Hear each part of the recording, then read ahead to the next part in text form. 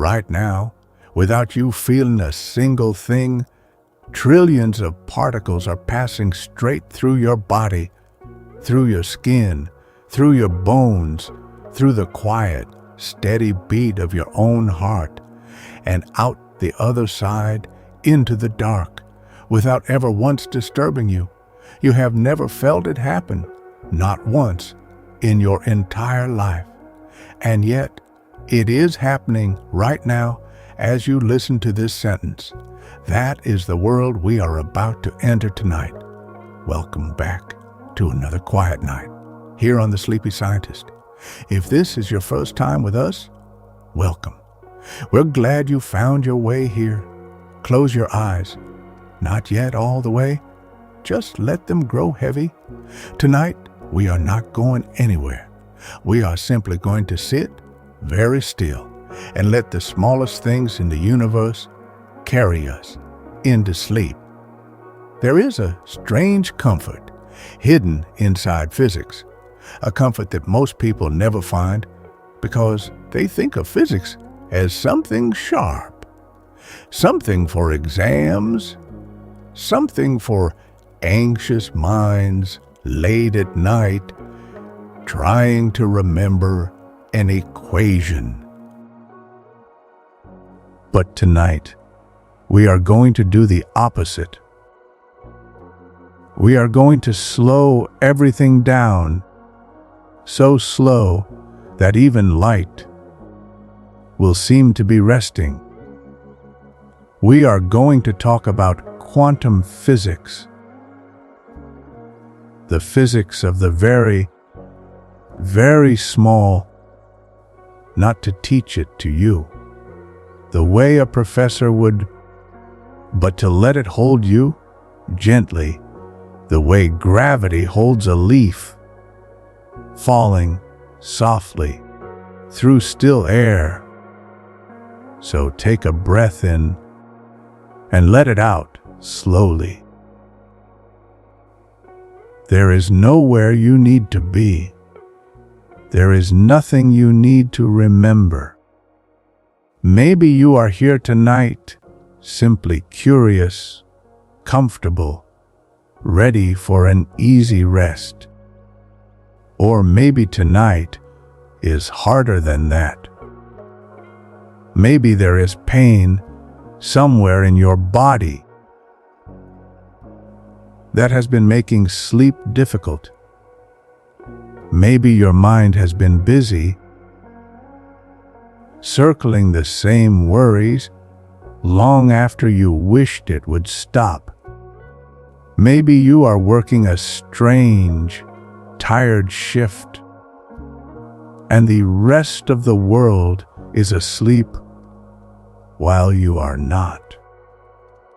Maybe something in your life recently has been quietly difficult in a way words don't always reach. Whatever brought you here tonight, you are welcome exactly as you are. We are not going to fix anything tonight. We are simply going to give your mind something soft and slow and interesting enough to hold gently onto, so that underneath it, without needing to be forced, rest can begin to find its own way back to you. Just listen and drift. The quiet before the quantum, long before anyone spoke the word quantum. The universe was already keeping it secret. For thousands of years, human beings looked up at the stars and down at the flame of a candle, and they believed, quite reasonably, that everything was continuous. That you could take a piece of matter and cut it again and again, forever growing smaller and smaller, without end. This was a comforting idea in its own way. A world without edges. A world that never quite ran out. The ancient Greeks argued about this in the shade of olive trees, in low voices, the way old friends argue about things that do not need to be resolved that night. One philosopher, a man named Democritus, quietly disagreed with everyone around him. He said that if you kept cutting matter smaller and smaller, eventually you would reach something that could not be cut anymore. A final piece. He called it atomos, the uncuttable. He was wrong about many of the details, but he was right about something deeper.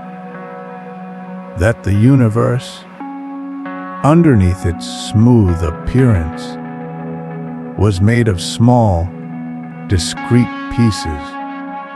For centuries afterward, this idea slept quietly, mostly forgotten, while civilizations rose and fell, while candles were replaced by oil lamps, and oil lamps by gas light, and gas light, eventually, by electricity. And it was electricity, in the end, that woke the idea back up. In the closing years of the 1800s, physicists were proud of what they had built. They had equations for gravity, equations for electricity and magnetism, equations for heat and pressure and the motion of the planets. It felt, to many of them, as though physics was almost finished, as though only a few small details remained to be tidied up. One of those small details involved a glowing piece of metal. If you heat a piece of metal, it begins to glow, first a dull red, then a brighter orange, then, if it gets hot enough, a soft white. Physicists wanted to describe this glow with their equations. They wanted to predict exactly how much light, of each color, a hot object would give off.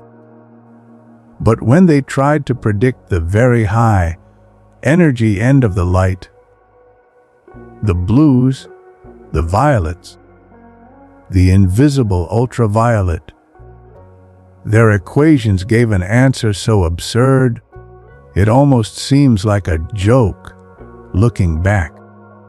Their equations predicted that a warm object should give off an infinite amount of high energy light.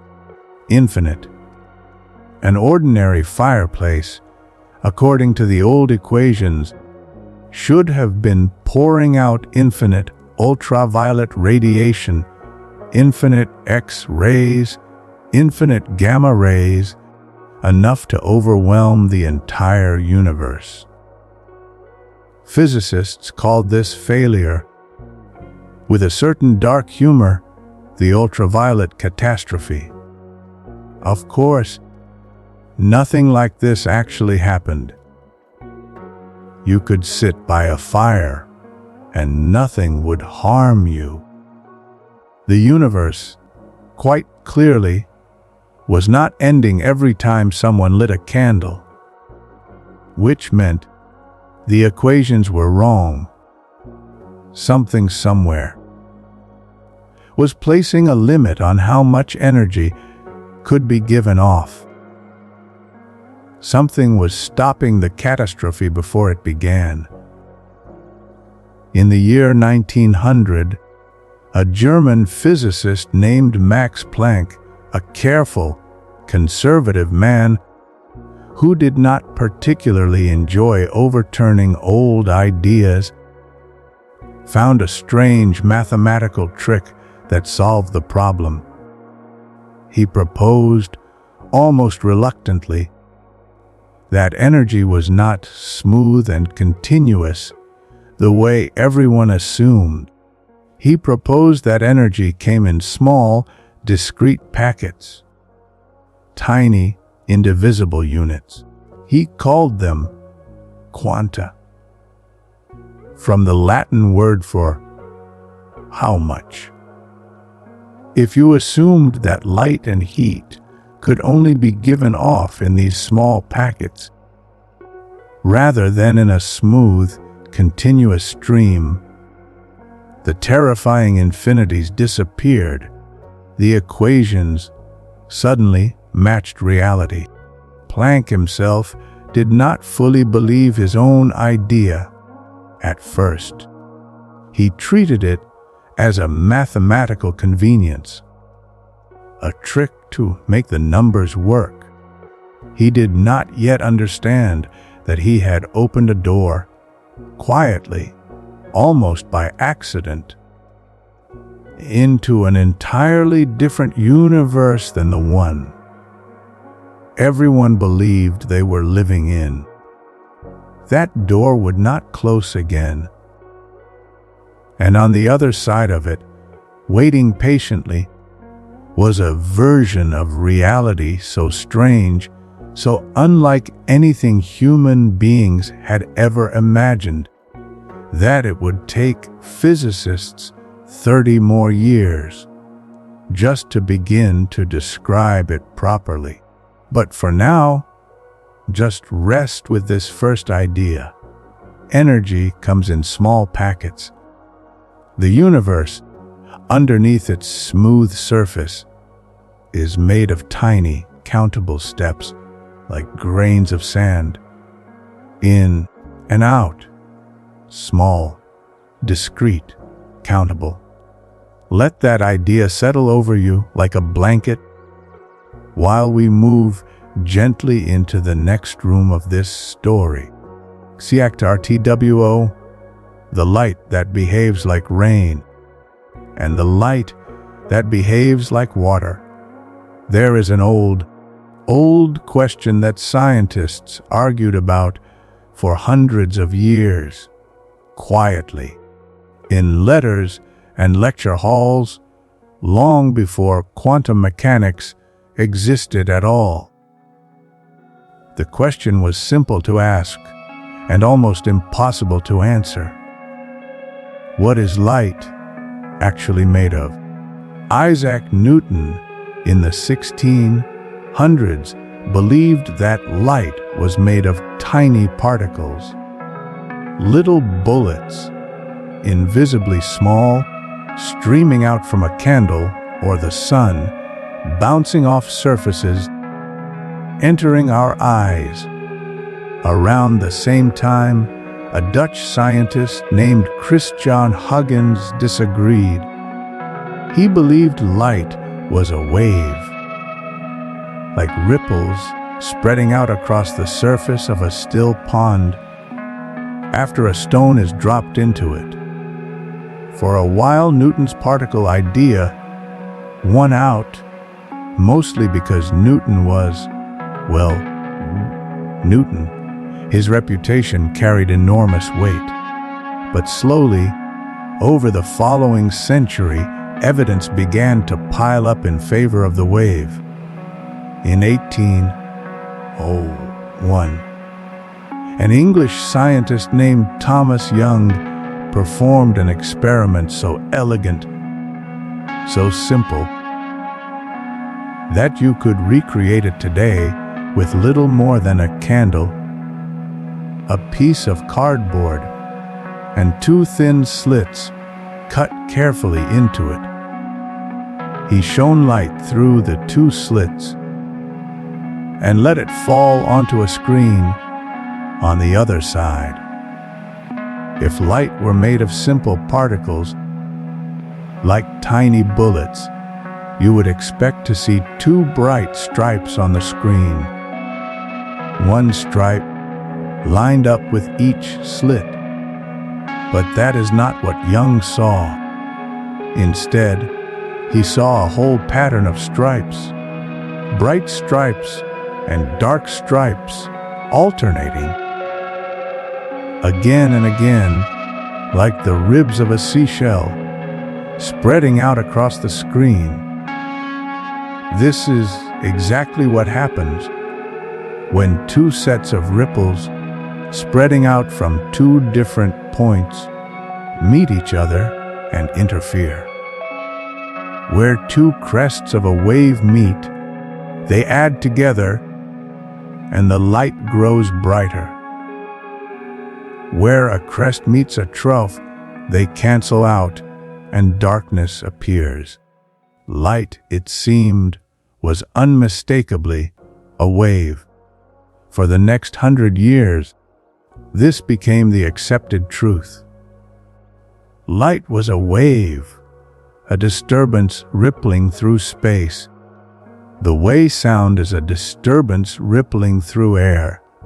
And then, in 1905, a young clerk working in a Swiss patent office, a man who did his physics almost as a hobby, in the evenings, after his official work was done, looked again at an old, unsolved puzzle. His name, of course, was Albert Einstein. The puzzle was called the photoelectric effect.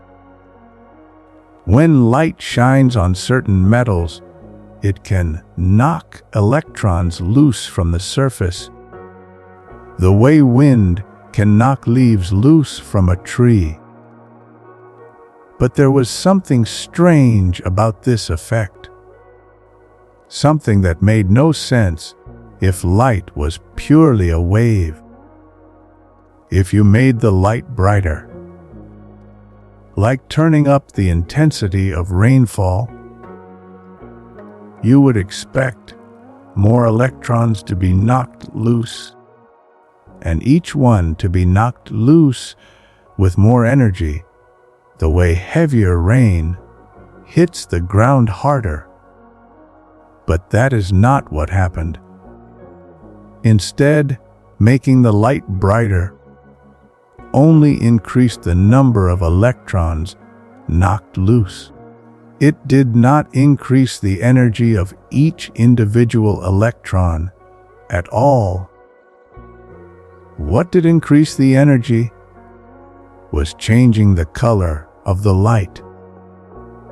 Blue light knocked electrons loose with far more energy than red light, even if the red light was much, much brighter. This made no sense for a smooth, continuous wave. But Einstein remembered Planck's strange idea from 5 years earlier, the idea that energy came in small, discrete packets. Einstein proposed something bold.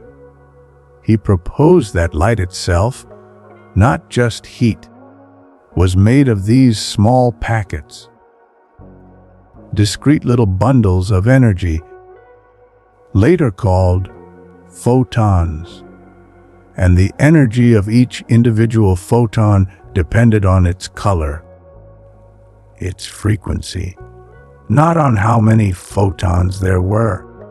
A single blue photon carried more energy than a single red photon, the way a single heavy raindrop carries more force than a single light mist droplet, no matter how much mist you gather. When a photon struck the metal, it gave all of its energy to a single electron in one clean transaction. Brighter light simply meant more photons, more raindrops arriving, not each raindrop hitting harder. This explained the photoelectric effect perfectly. But it also created an impossible contradiction. Light could not be both a smooth, continuous wave spreading gently through space like ripples on a pond, and also a stream of small, discrete particles like a shower of tiny bullets. Those two pictures, wave and particle, seem to belong to two completely different universes. And yet, both pictures were true. Young's slits proved light was a wave. Einstein's photons proved light was a particle. Light, it turned out, was both. Not sometimes one, and sometimes the other, switching back and forth, but somehow mysteriously, simultaneously both, all the time, in a way that no human language and no everyday experience had ever prepared us to imagine. This idea has a name. Physicists call it wave-particle duality, and it is not just true of light. A few decades later, physicists discovered that electrons, too, the same tiny particles that orbit the nucleus of every atom, also behave like waves. Under the right conditions, if you fire electrons one at a time through Young's old double-slit experiment, they build up, slowly, an interference pattern on the screen behind. Stripes of light and dark. The unmistakable signature of a wave. Even though each electron arrives individually as a single small point, like a single grain of sand landing on a beach, a wave made of particles. A particle spread out like a wave. Let this strangeness settle into you now, without needing to resolve it. Physicists themselves, some of the greatest minds of the century, spent years uncomfortable wrestling with this idea, unable to make peace with it in their own minds. You do not need to solve it tonight. You only need to hold it gently, the way you might hold a smooth stone from a beach you visited once, long ago, turning it over slowly in your palm in the dark, a wave and a particle both at once. Let your breathing slow to match the rhythm of the ripples we described, in and out, spreading gently, fading, spreading again, fading again into stillness. CHAPTER. The uncertainty that lives inside everything, there is a kind of certainty that human beings crave, especially at night, when the mind is tired and looking for something solid to hold on to. We want to know where things are. We want to know where we are going. And for most of human history, physics seemed to promise exactly that kind of certainty. If you knew the position of an object and its speed, you could predict with perfect confidence where it would be in the next moment, and the moment after that, forever, stretching out into the future like a straight, lit road. This idea has a name, a determinism. The universe ticking forward like a clock, with every future moment already fixed, already determined by the present one. It is a strangely comforting idea in its own way. Even a frightening future feels a little less frightening if it is at least knowable.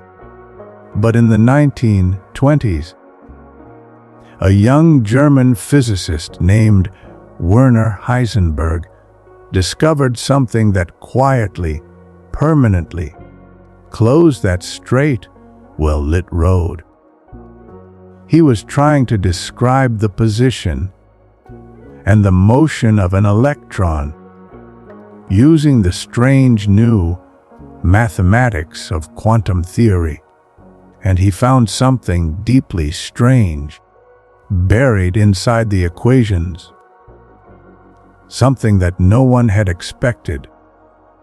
He found that there was a fundamental limit to how precisely you could know both the position of a particle and its momentum, its motion, at the same time. Not a limit caused by clumsy instruments. Not a limit that better technology could someday overcome. A limit built into the fabric of reality itself. The more precisely you tried to pin down exactly where a particle was, the less precisely you could know how it was moving. And the more precisely you tried to measure its motion, the blurrier, the less defined its position became. It is a little like trying to take a clear photograph of a hummingbird's wings. If you use a very fast shutter speed, you can freeze the wings and see their exact position, perfectly sharp in that instant. But in doing so, you lose all information about how fast they were beating, how they were moving. And if you use a slow shutter speed to capture their motion as a soft blur, you lose the sharp, precise sense of exactly where they were. You can have one kind of clarity or the other, but never ever both at once with perfect precision. Heisenberg's discovery, now called the uncertainty principle, was not a statement about the limits of human measurement. It was a statement about the limits of reality itself. At the smallest scales, a particle simply does not have a perfectly definite position and a perfectly definite momentum, both at the same time. Not because we cannot know it, but because, in some deep sense, it is not fully, simultaneously true. This unsettled physicists deeply. When it was first discovered, it seemed to suggest that the universe, underneath everything, was fundamentally fuzzy, fundamentally soft-edged, not a sharp clockwork machine, but something more like mist. Something that only sharpens into focus when you choose to look closely at one particular detail and blurs everywhere else in response. There is something strangely, almost restful about this idea. If you let yourself sit with it for a while. We spend so much of our waking lives trying to pin everything down, trying to know exactly where we stand, exactly what will happen next, exactly how everything will turn out. And here, at the very foundation of physical reality, is a principle that says some blurriness is unavoidable, some softness, some uncertainty. is simply built into the nature of things. It is not a flaw. It is not something waiting to be fixed by better tools, or clearer thinking, or more effort. It is simply how the universe is made. Perhaps, tonight, you can let a little bit of that same permission settle over your own mind. You do not need every detail of tomorrow to be perfectly in focus. You do not need to know precisely where everything is, and precisely where everything is going all at once. Perhaps tonight, you can let a little bit of that same permission settle over your own mind. You do not need every detail of tomorrow to be perfectly in focus. You do not need to know precisely where everything is, and precisely where everything is going all at once. Some blur is allowed. Some softness is not a failure. It is simply the nature of things. Let your thoughts tonight be like an electron, not sharply pinned down to one single worry, one single fixed point, but spread out softly, gently like a low mist, settling over a quiet field as the night grows deeper, and the details, one by one, are allowed to blur and fade and rest. Before we go further, let us slow down even more and sit with a single strange idea.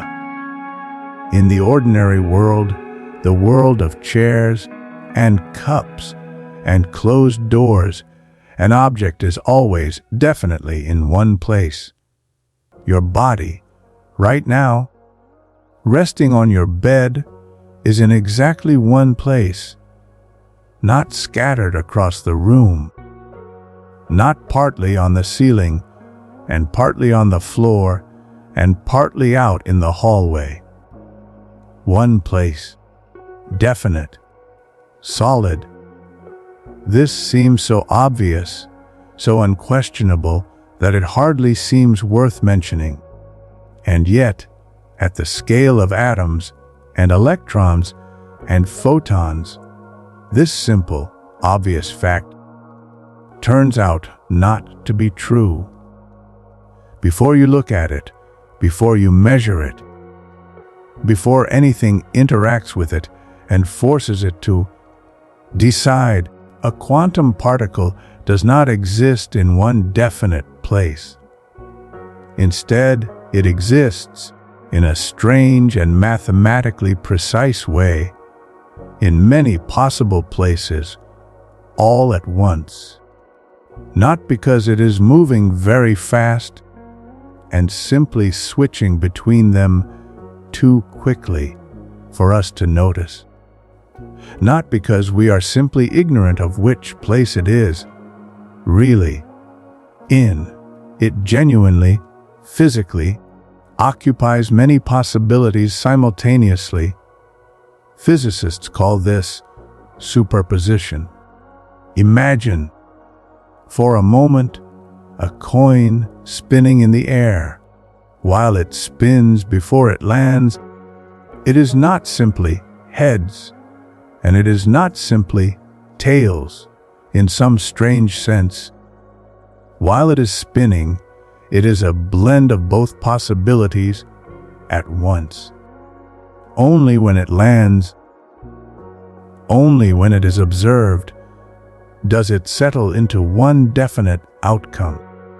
Quantum superposition is something like that, except far stranger and far more precise. A single electron can exist in a superposition of many different positions, many different energies, many different states, all layered together like sheets of thin, translucent silk resting one on top of another. This is not a metaphor for our ignorance. The mathematics of quantum mechanics describes this superposition with extraordinary precision. Physicists can calculate exactly how much of each possibility is present in the blend, and these predictions have been tested again and again in laboratories around the world for almost a century, and they have never once failed. The strange part, the part that troubled even the physicists who discovered it, is what happens when you look. The moment you measure a particle in superposition, the moment you check exactly where it is, or exactly what state it is in, the blend of possibilities collapses instantly into a single, definite outcome, like the spinning coin finally landing, heads or tails. Not both anymore. 1. Why does looking change anything? Why should the simple act of observation, of measurement, force reality to choose? This question, sometimes called the measurement problem, has occupied physicists for 100 years, and it is still, honestly, not fully settled. There are several different ways of understanding it, several different interpretations, each with brilliant supporters and each with unresolved puzzles of its own. We will explore a few of these interpretations later, slowly, gently, as the night deepens. For now, just let this image settle over you. Before it is observed, a thing can hold many possibilities at once, not confused, not undecided in a nervous, anxious way, simply layered, soft, multiple, open. There is something gentle in this idea. If you let it be gentle, you do not have to collapse every possibility in your mind, right now, tonight, into one single sharp, defined outcome. You are allowed for now, in this quiet, dark room, to simply exist in superposition. Many soft possibilities layered together like silk. No need to choose yet. No need to collapse into anything. Just resting in the blend, in the softness, in the many gentle possibilities of an unmeasured, unobserved, undisturbed night. CHAPTR 5e. The cat that was never meant to be real. There is a famous story in quantum physics, one you may have heard fragments of before, usually mentioned quickly, in passing, as a strange curiosity. But tonight, we will walk through it slowly, the way it was actually meant to be understood.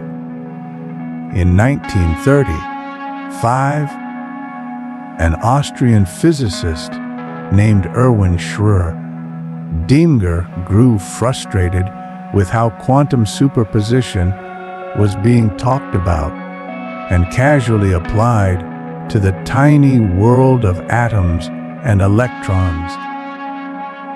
He wanted to show, with a simple thought experiment, just how absurd the idea would sound if you tried to stretch it up out of the tiny quantum world and into the ordinary, everyday world of solid, visible objects.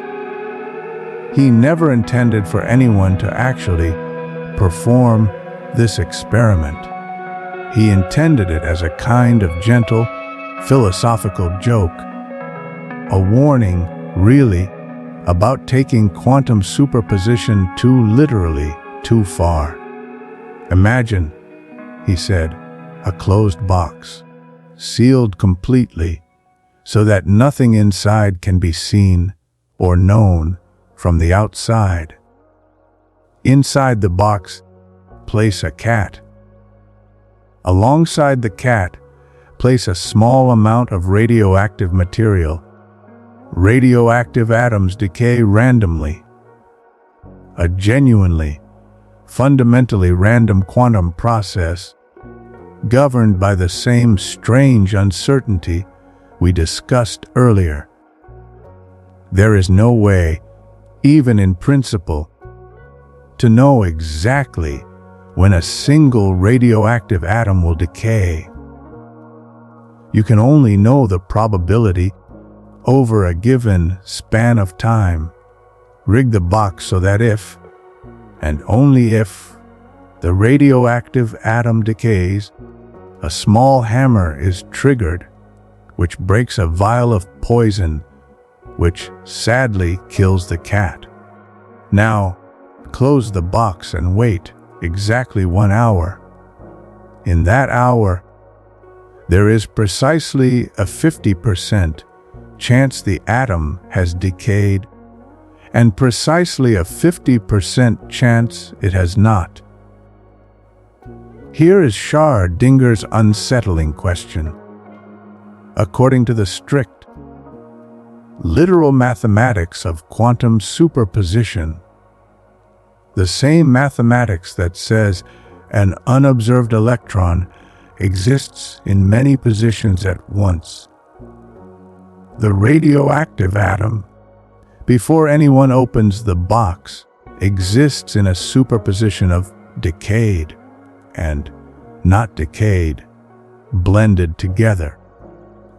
And if the atom is in superposition, then everything connected to it through that chain of hammer and vial and poison is also technically in superposition, which would mean, absurdly, that the cat itself, before the box is opened, exists in a superposition of alive and dead, both at once, not one or the other secretly, waiting to be revealed, but genuinely, physically, a blend of both possibilities, only deciding the moment someone opens the box and looks.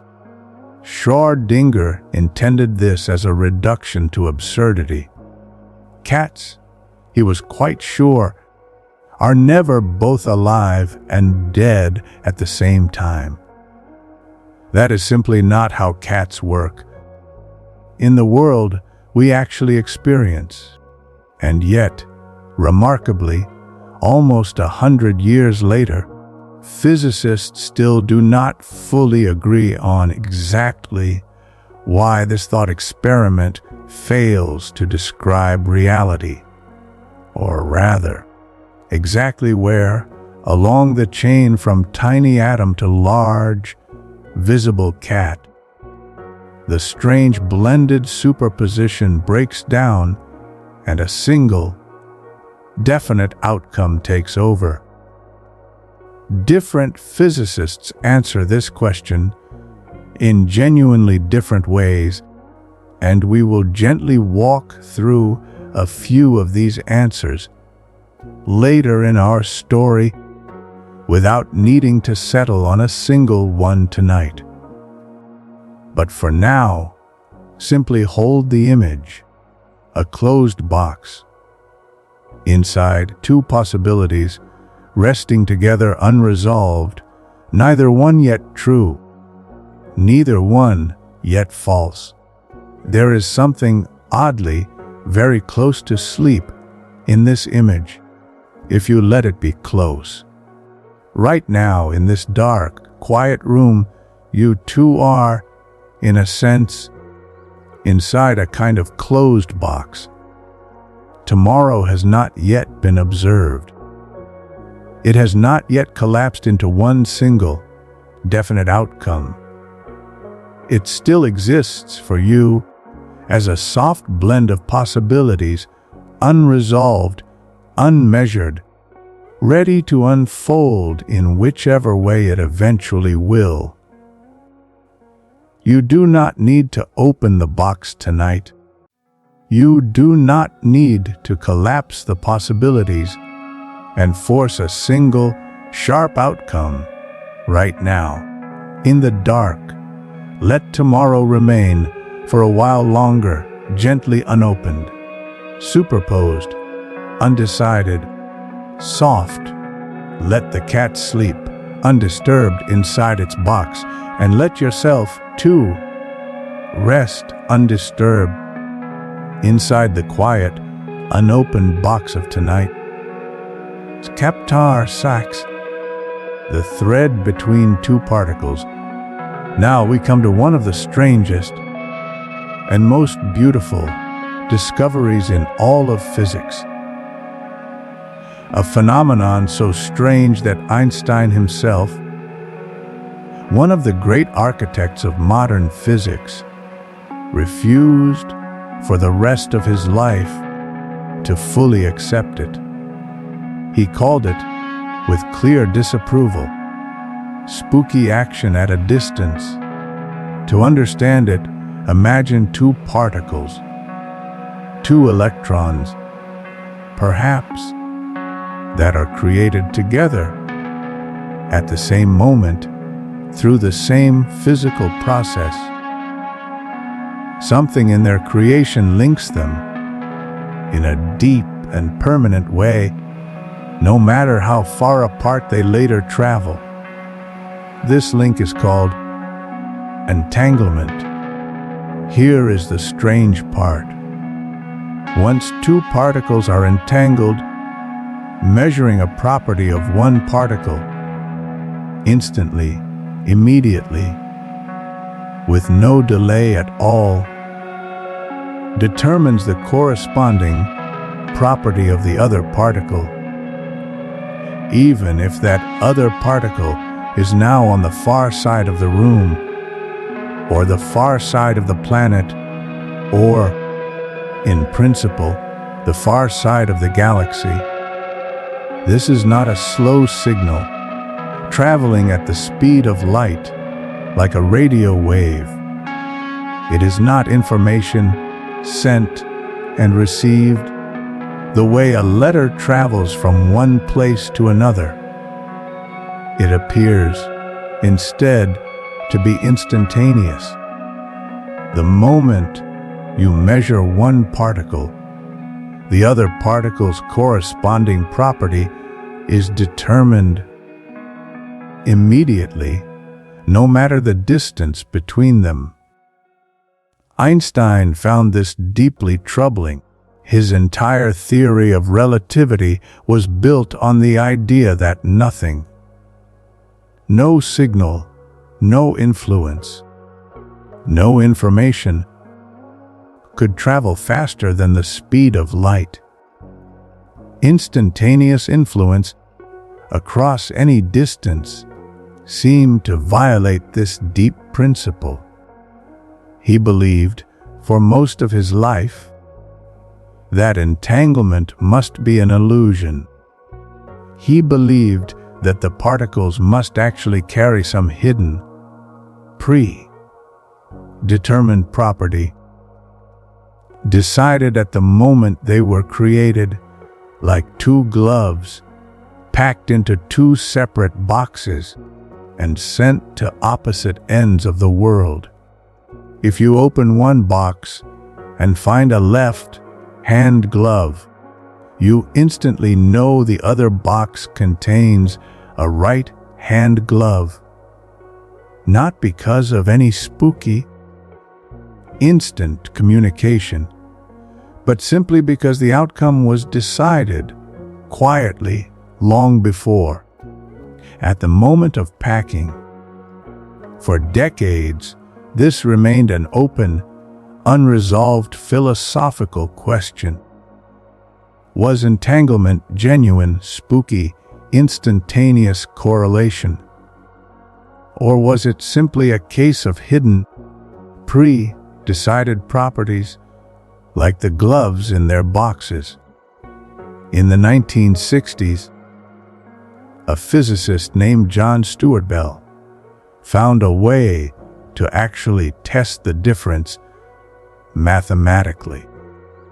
He devised a set of careful experiments involving measuring entangled particles at different, carefully chosen angles that would give different statistical results depending on which explanation was true.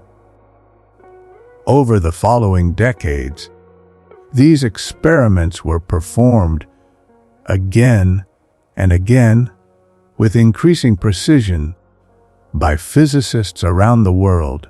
In 2022, 3 of these physicists were awarded the Nobel Prize in Physics for their work confirming the results beyond any reasonable doubt.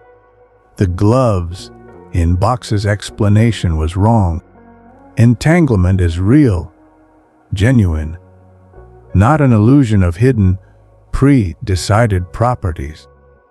2 entangled particles, separated by any distance, however vast, remain connected in a way that current physics still struggles to fully explain in simple, everyday language.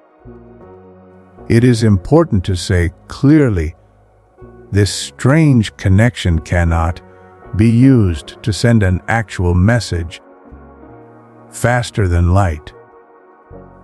The results of quantum measurements are random and cannot be controlled or chosen by the person doing the measuring. So, while the connection is real, it cannot be used to violate relativity or to communicate instantly across the galaxy. However tempting that idea might sound, but the connection itself, the entanglement, is undeniably real. There is something quietly moving about this discovery if you let yourself sit with it. Here, in the dark, 2 particles created together in the same instant remain linked forever, no matter how far apart they later travel, even to opposite sides of the universe. Even after billions of years, the connection does not fade. It does not weaken with distance. It simply remains. Perhaps tonight you can let this idea rest gently alongside your own memories, the people you have loved, and the people who have loved you, however far away they now are, however much time has passed. Some thread, some connection, some quiet entanglement remains between you, unbroken by distance, unweakened by time. Let that thread hold you gently tonight, not pulling, not tugging, just present, steady, unbroken. As you drift slowly further from waking and further into rest.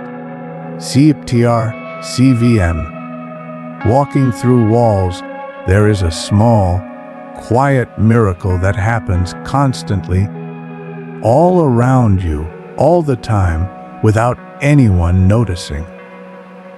It is called quantum tunneling, and it describes something that should, by every rule of ordinary, everyday physics, be completely impossible.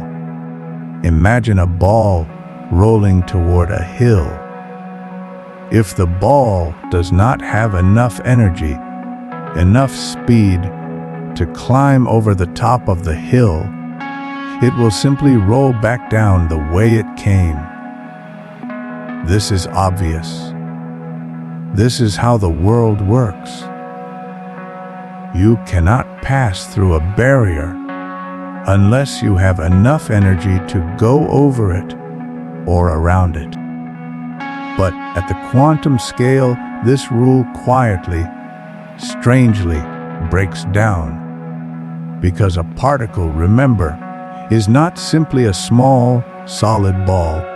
It is also, at the same time, a wave, a soft, spread out probability describing where the particle might be found. And a wave, unlike a solid ball, does not stop abruptly at a barrier. It fades, gradually, gently, like the last light of sunset, fading slowly into the dark of night, rather than being switched off all at once. This means that even if a particle does not have enough energy to climb over a barrier, there remains a small but very real probability that it will simply appear on the other side of that barrier. Not by climbing over it, not by breaking through it, but by, in some strange sense, fading through it, the way a soft light fades through a thin curtain. This is not science fiction. It is measured, tested, and used every single day in real technology. It is quantum tunneling that allows the sun to shine at all. Deep in the sun's core, hydrogen atoms are pressed together under enormous heat and pressure, trying to fuse into helium, releasing the energy that eventually reaches us here on Earth as warmth and light. But even under the sun's crushing pressure, the hydrogen atoms, by the rules of ordinary physics, do not have quite enough energy to fuse together. They are held apart by a natural barrier, an electric repulsion between their positively charged nuclei. And yet, the sun shines. It shines because, constantly, quietly, some small fraction of the hydrogen atoms tunnel through that barrier, appearing on the other side, close enough to fuse, releasing their energy outward across 93 million miles of empty space until it reaches your skin on a warm afternoon.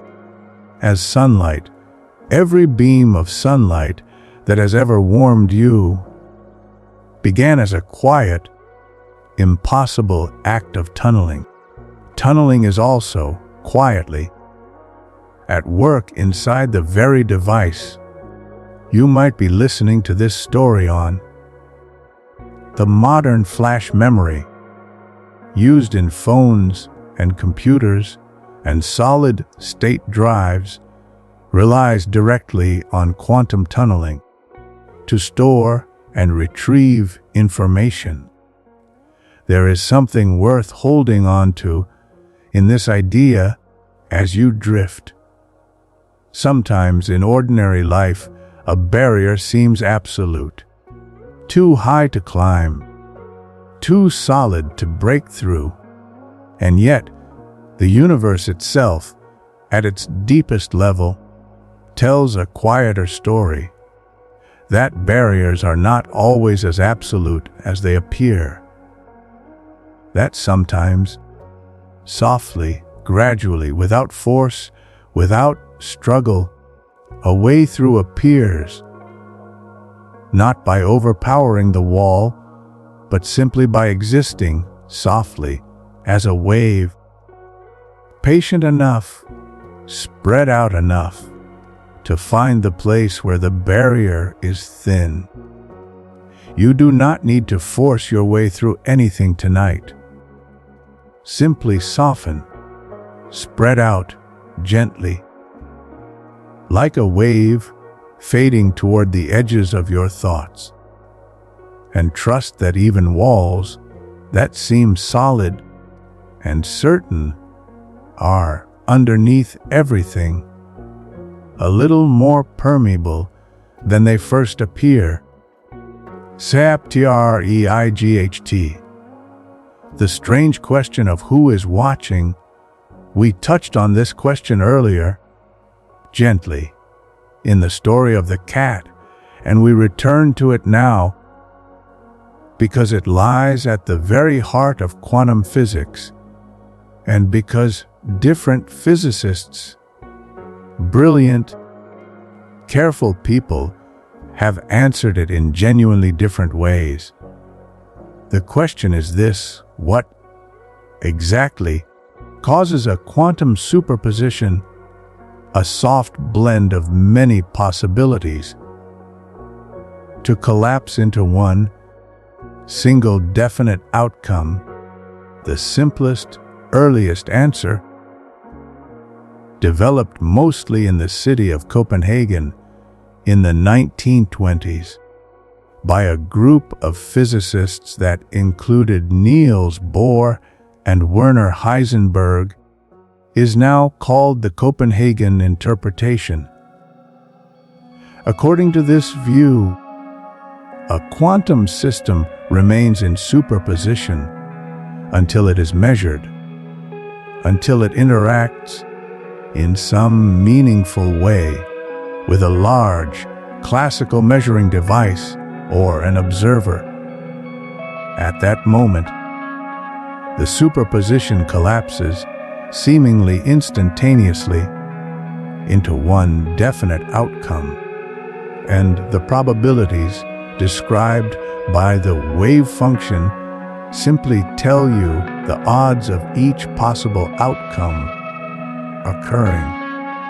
This interpretation works remarkably well for making accurate predictions, but it leaves an uncomfortable question hanging unresolved. What exactly counts as a measurement? Does it require a conscious mind watching, or simply any large, complex physical interaction with no consciousness required at all? Bohr and his colleagues never fully agreed on where precisely to draw this line. A different answer developed later in the 1950s by a physicist named Hugh Everett III takes a much stranger, much more radical approach. Everett proposed that superpositions never actually collapse at all. Instead, he suggested, every possible outcome contained within a superposition actually happens. But each outcome happens in its own separate, branching version of reality. When you measure a particle and it appears to collapse into one single, definite state, what is actually happening, according to Everett, is that the universe itself splits into multiple separate branches, one branch for each possible outcome. In one branch, you observe one result. In another branch, an equally real, equally solid version of you observes a different result. This idea is now called the many worlds interpretation, and though it sounds at first almost like science fiction, it is taken seriously and studied carefully by a significant number of working physicists, precisely because it solves the measurement problem without needing to invoke any special undefined role for observation or consciousness at all. The mathematics in this view simply plays out continuously without ever needing to collapse. A third answer, called pilot wave theory or de Broglie-Bohm theory, developed originally by Louis de Broglie and later refined by David Bohm, proposes something different again. In this view, particles always have a definite, real position at every moment. There is no superposition of actual locations, ever.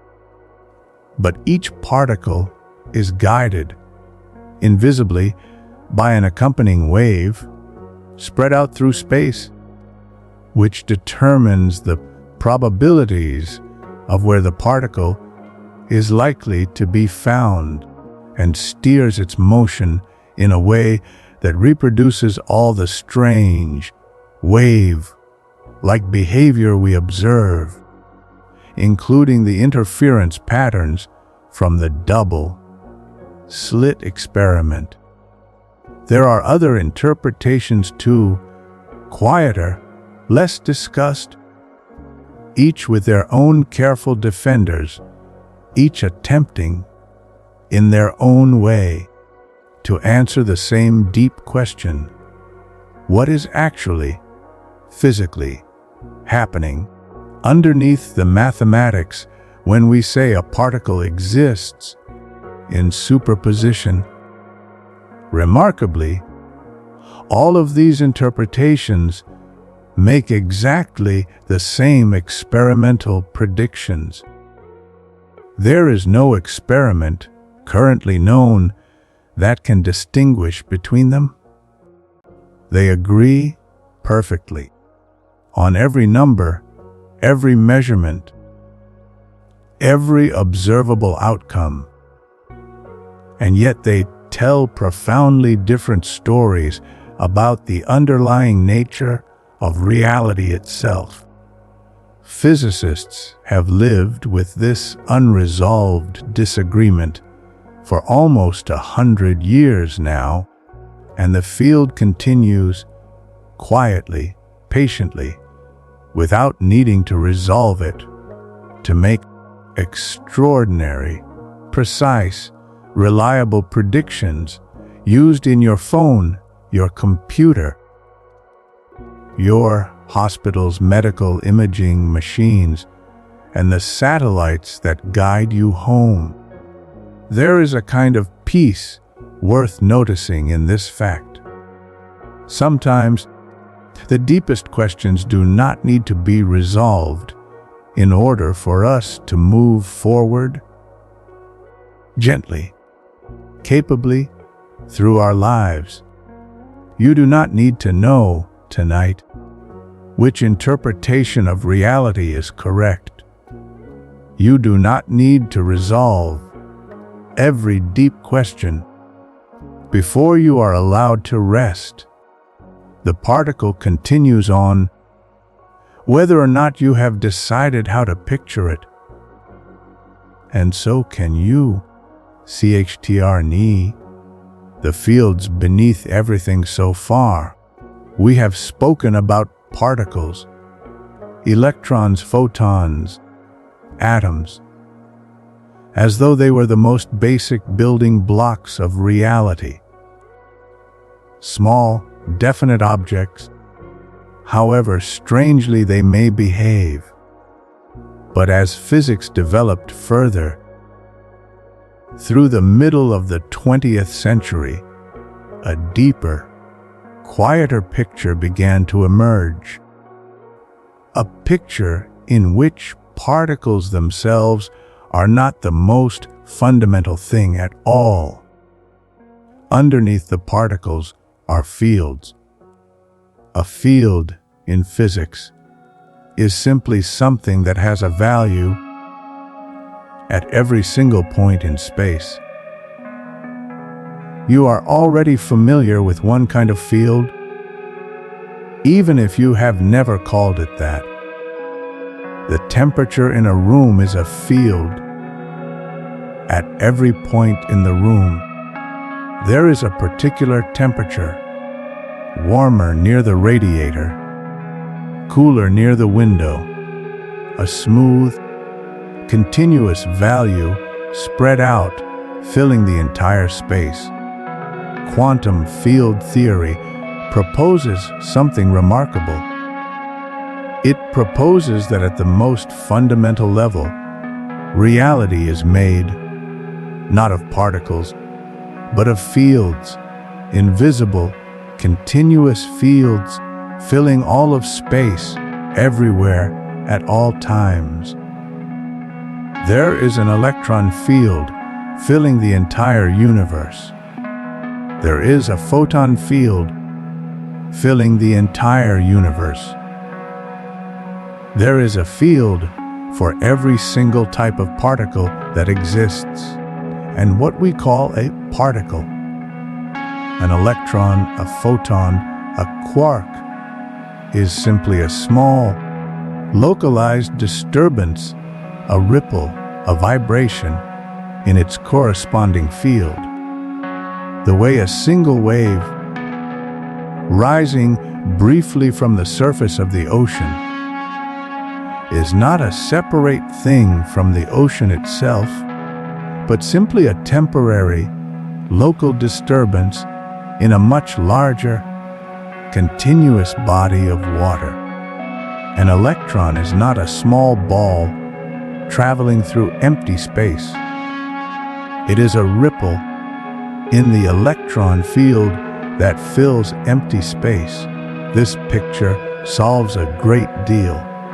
It explains, through, for instance, why every single electron in the universe is perfectly, exactly identical to every other electron. The same mass, the same charge, down to the last measurable decimal. This would be a strange coincidence if electrons were separate, individual objects. But it makes perfect sense if every electron is simply a ripple in the very same single universal electron field. Of course, every ripple in the same field shares the same fundamental properties. They are, in a deep sense, disturbances of the very same underlying thing. There is something quietly beautiful in this image if you let it settle.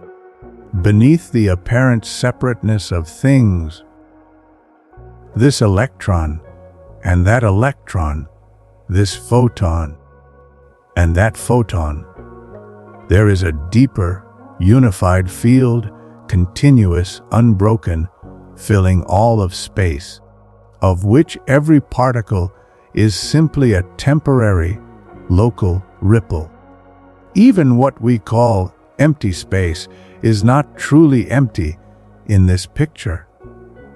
It is filled entirely with these quiet fields resting in their lowest possible energy state. What physicists call the vacuum state. Even in a perfect vacuum, far from any star, any planet, any atom at all, these fields remain present, quiet, filling the darkness like a still, silent ocean with no waves, but still, unmistakably, water. And even this quiet vacuum is not perfectly still.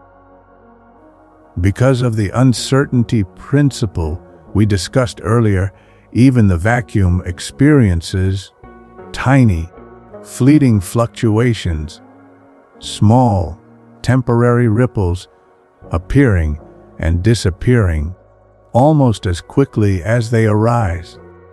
Physicists call these virtual particles, brief, quantum flickers appearing out of the quiet field and vanishing again almost instantly. Too brief too fleeting to ever be directly observed on their own, yet leaving small, measurable traces of their passing. There is something worth sitting with here as you rest, even in the deepest, quietest emptiness, even in what looks, from the outside, like complete stillness, complete silence, complete nothingness.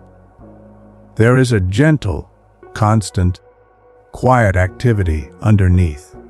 Small fluctuations, small ripples, rising and falling softly, endlessly, like the almost imperceptible motion of still water, disturbed only by the faintest breath of wind. Your own mind, tonight, resting in the quiet dark, is a little like this vacuum. Even in stillness, even in rest, there remains a gentle undercurrent of quiet activity, soft thoughts rising briefly, like small ripples, and settling again, without needing to become anything more than that. A flicker, a brief disturbance, then quiet again. Let your thoughts move like this tonight, small ripples in a deep, quiet field, rising softly, fading gently, returning always to stillness. Chapter 10. The question of many worlds. We spoke briefly earlier about the many worlds interpretation as one possible answer to the mystery of quantum measurement. Tonight, let us sit with this idea a little longer and let it unfold slowly, the way a long, quiet dream unfolds.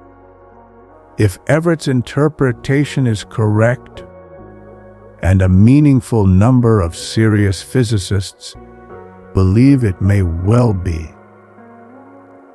then the universe is not, and has never been, a single unfolding story.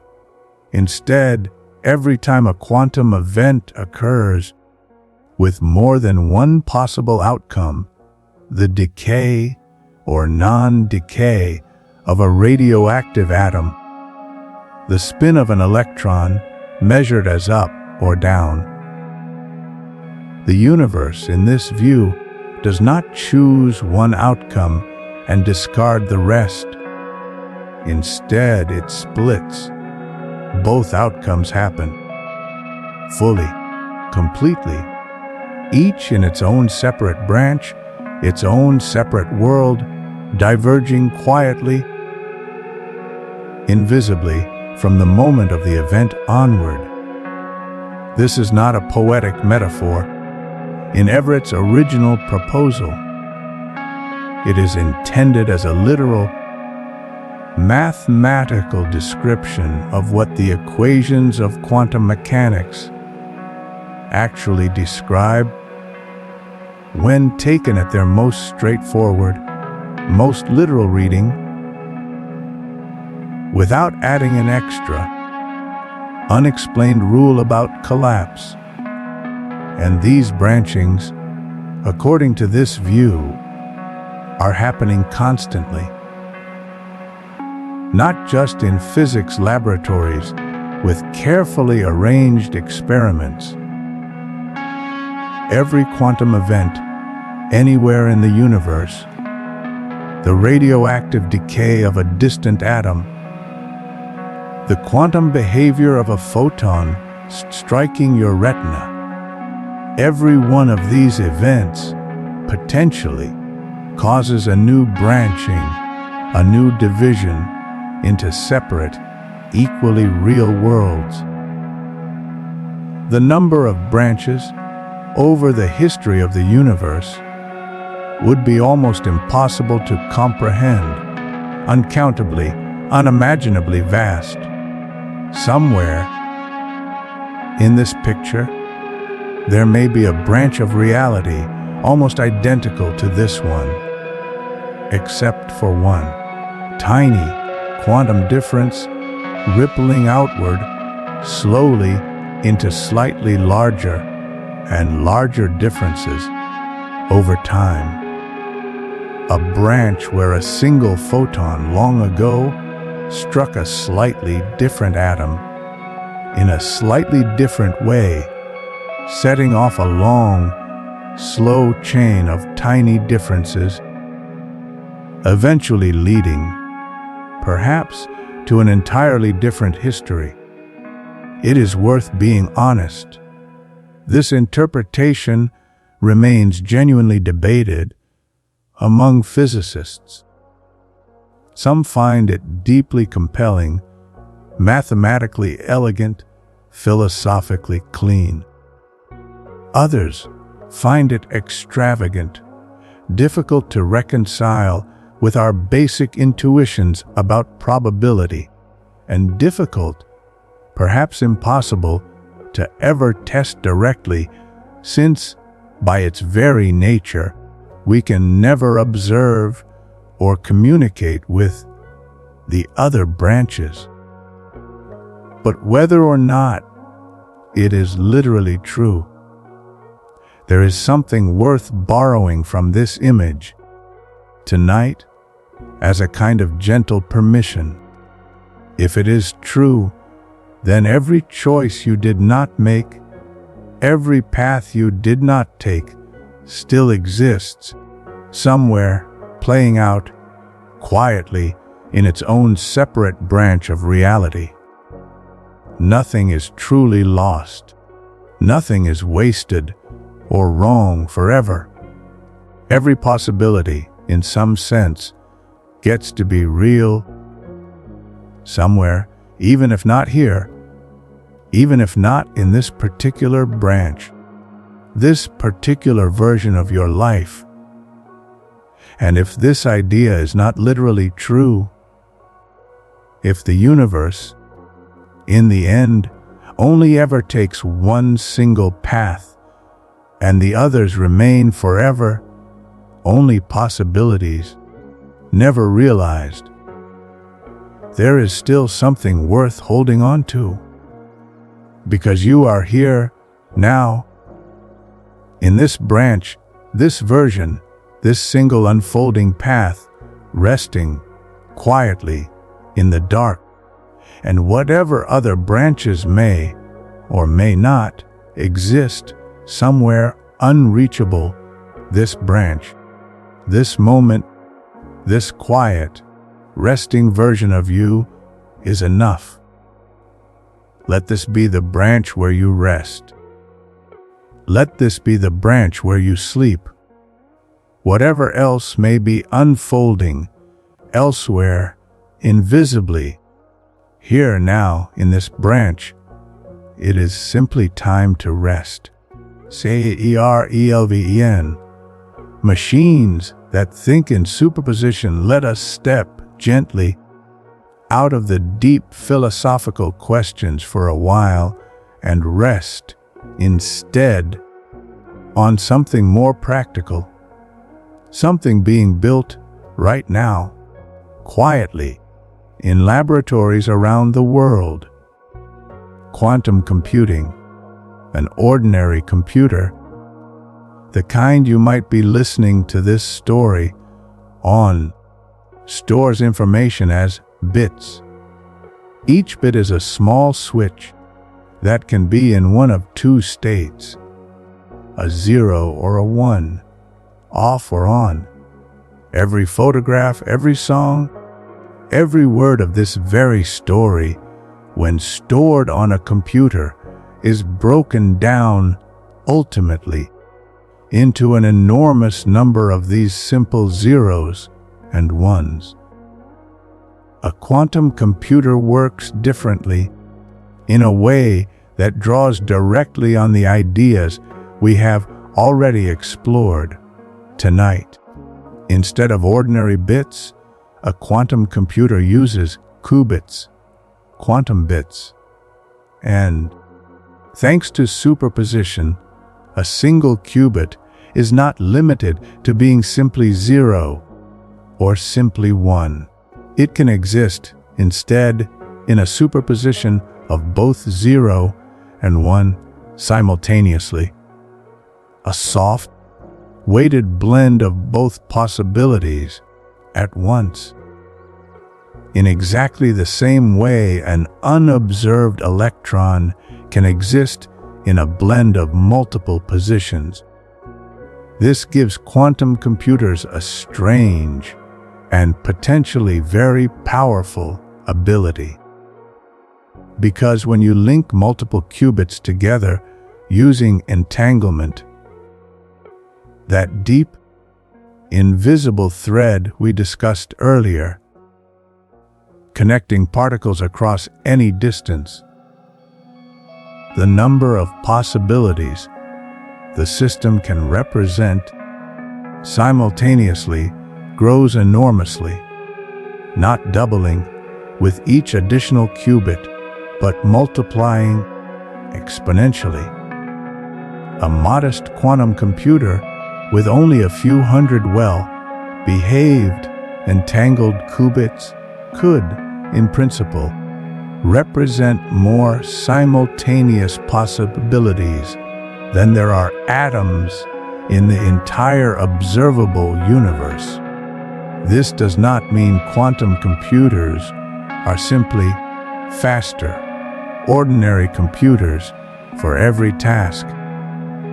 For most everyday problems, sending an email, browsing a photograph, writing a story like this one, an ordinary computer remains perfectly, efficiently suited to the task. But for certain very particular kinds of problems that involve searching through an enormous number of possibilities simultaneously to find a pattern or an answer hidden among them, a quantum computer, harnessing superposition and entanglement, can, in principle, explore vast landscapes of possibility all at once, in a way no ordinary computer ever could. This has enormous and still unfolding implications for the discovery of new medicines.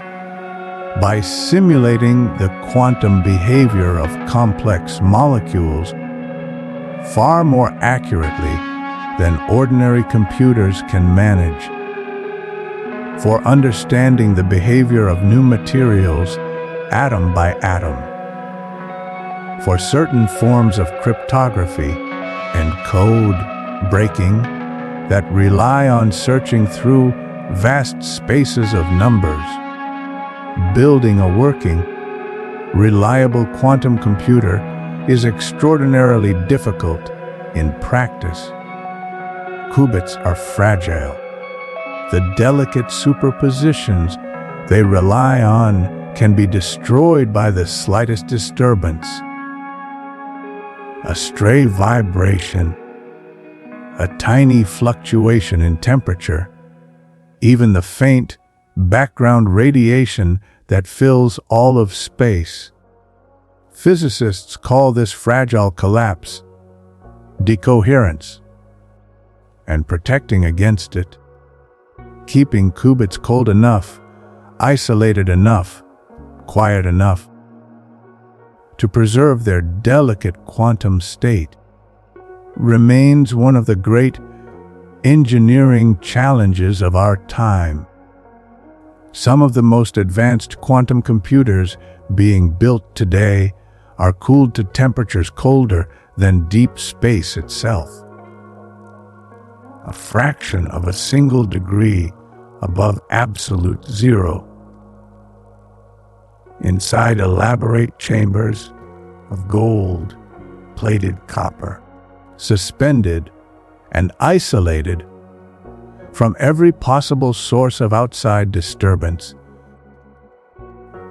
There is something worth noticing in this need for such extraordinary quiet and such extraordinary cold in order for these delicate quantum states to survive undisturbed long enough to be useful. Deep, careful, protected stillness is what allows the most delicate, most powerful possibilities to remain intact. Perhaps tonight, your own mind needs something similar. Not extraordinary cold, of course, but a kind of quiet, a kind of protected stillness, a space undisturbed by the noise and the vibration and the fluctuation of the day now ending. Let this room, tonight, be your gold-plated chamber. Let this darkness be your isolation from disturbance. Let your thoughts, your worries, your unfinished tasks settle gently into their own quiet superposition, protected, for now, from collapse. Undisturbed, cold in the gentlest sense, cool and calm and still, resting quietly in the deep, protected chamber of sleep. THTRTAMUWELVE, the universe that may have begun in superposition. Let us travel now, gently, far back, to the very beginning of everything, as far back as physics is currently able to see. Our universe, according to the best current evidence, began nearly 14 billion years ago in an extraordinarily hot, extraordinarily dense state, which then expanded rapidly and has continued expanding, cooling, and stretching ever since. This is the theory known as the Big Bang. In the earliest, tiniest fractions of a second after this beginning, the entire observable universe, everything that would eventually become every star, every planet, every atom in your own body, was compressed into a space smaller than a single atom is today. At that scale, quantum effects were not a small, subtle correction, applying only to tiny particles. At that scale, quantum effects governed everything. The entire universe, in its earliest instant, behaved as a single, tiny quantum system. Some physicists, working at the very frontier of cosmology, have proposed that the universe itself, in its earliest moment, may have existed in a kind of quantum superposition. Not simply a superposition of small particles, but a superposition of entire possible universes, entire possible histories, layered together, before some process, still not fully understood, caused one particular history to unfold into the universe we now observe. This is, admittedly, one of the most speculative frontiers of physics, far more uncertain and far less experimentally confirmed than the ideas we have discussed earlier in our story tonight. But it offers a striking, almost dizzying image worth sitting with gently before we let it go. Perhaps, in the very first instant, before anything else existed, there was only a soft, layered blend of possibilities, not yet decided, not yet collapsed into one single, definite history. And somewhere in that blend was the possibility that eventually unfolded into stars and galaxies and slow, patient planets, cooling and settling, and eventually on at least one small world, giving rise to life, and eventually, much later, to you, resting, now in the dark, at the very end of one long, unbroken thread, reaching all the way back to that first, uncertain, quantum moment. Every atom in your body was forged, originally, inside the heart of a star long before the sun or the earth ever existed. Those stars, in turn, were built from hydrogen, formed in the earliest moments after the Big Bang. And that hydrogen, in turn, emerged from the deep, uncertain quantum superposition of the universe's very first instant. You are made, quite literally, of very old starlight and very old uncertainty and very old quantum possibility, gradually, patiently, over billions of years, settling and cooling and organizing itself into the particular, definite, quiet shape that is now lying here, resting, breathing slowly, drifting towards sleep. There is something enormous and also strangely very gentle in this thought. You are not separate from any of this. You are the universe, having settled slowly, patiently, over an almost unimaginable span of time into this particular quiet shape. And tonight, this particular shape, this particular gathering of old starlight and old quantum uncertainty is simply resting, the way the universe itself once rested, quietly in its very first, uncertain moment before anything at all had yet been decided. Let yourself rest the same way. Uncertain for now about tomorrow, unformed for now about what comes next, simply resting in superposition at peace. A quiet correction about observers before we go further. Let us gently clear up one of the most common misunderstandings about everything we have discussed tonight, because it is worth understanding clearly, even as you drift towards sleep. People often hear about the strange role of observation in quantum mechanics and walk away with an idea that sounds almost magical. The idea that human consciousness, somehow, through the simple act of looking, reaches out and creates reality.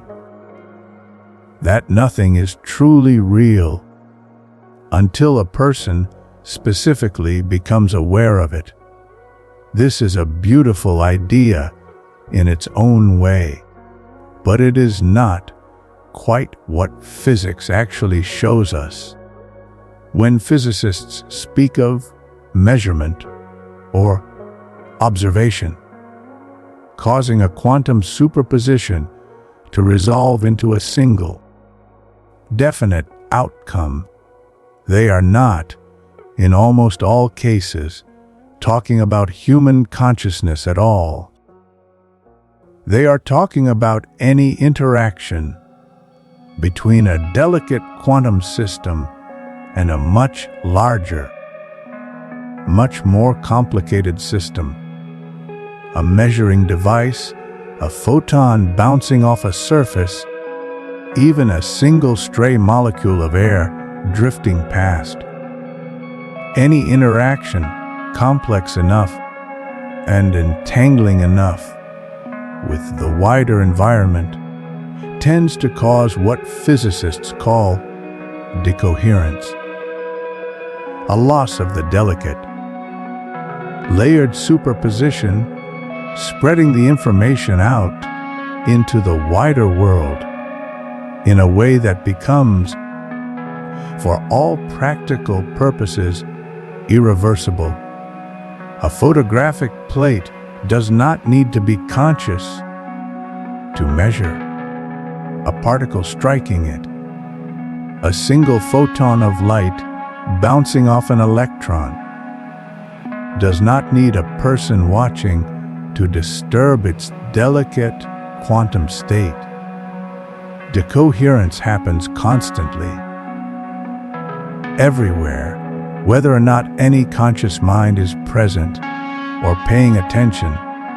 This is why, incidentally, ordinary, everyday objects, cats, chairs, coffee cups, never appear to us in visible superposition, spread across multiple locations at once.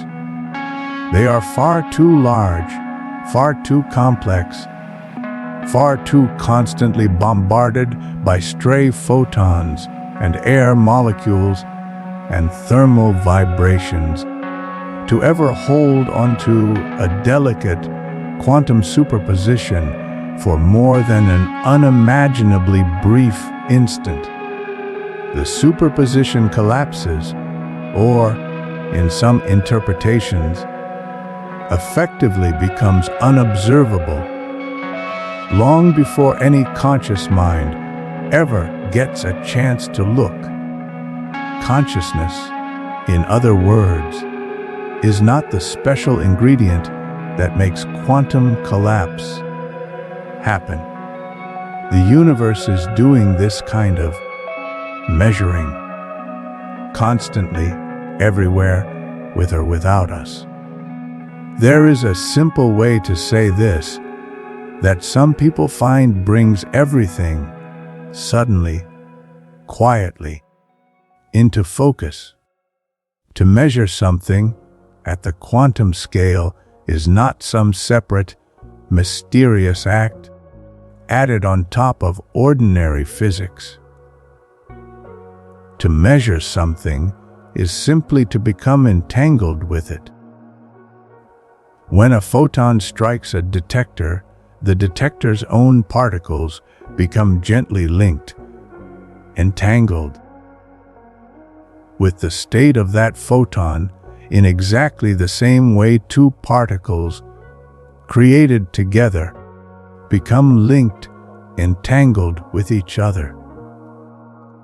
The moment that linking happens, the neat, private superposition of the original photon spreads outward, quietly, into the detector, and then into the air around the detector, and then, eventually, into the mind of anyone who later looks at the result.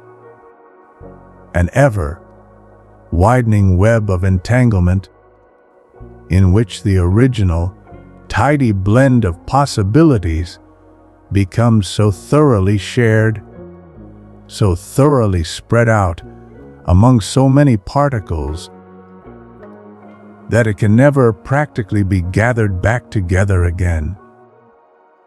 Measurement, in other words, is not a strange, separate force reaching in from outside physics to collapse a superposition.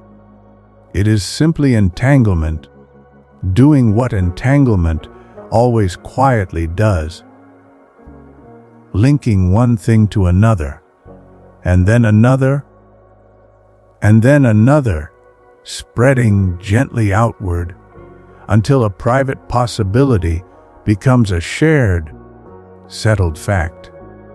There is a quieter, and in some ways more comforting, truth hidden in this correction.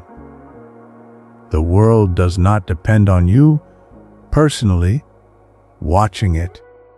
In order to be real, the universe carries on quietly, resolving its own uncertainties, settling its own outcomes, with or without your attention, with or without your effort.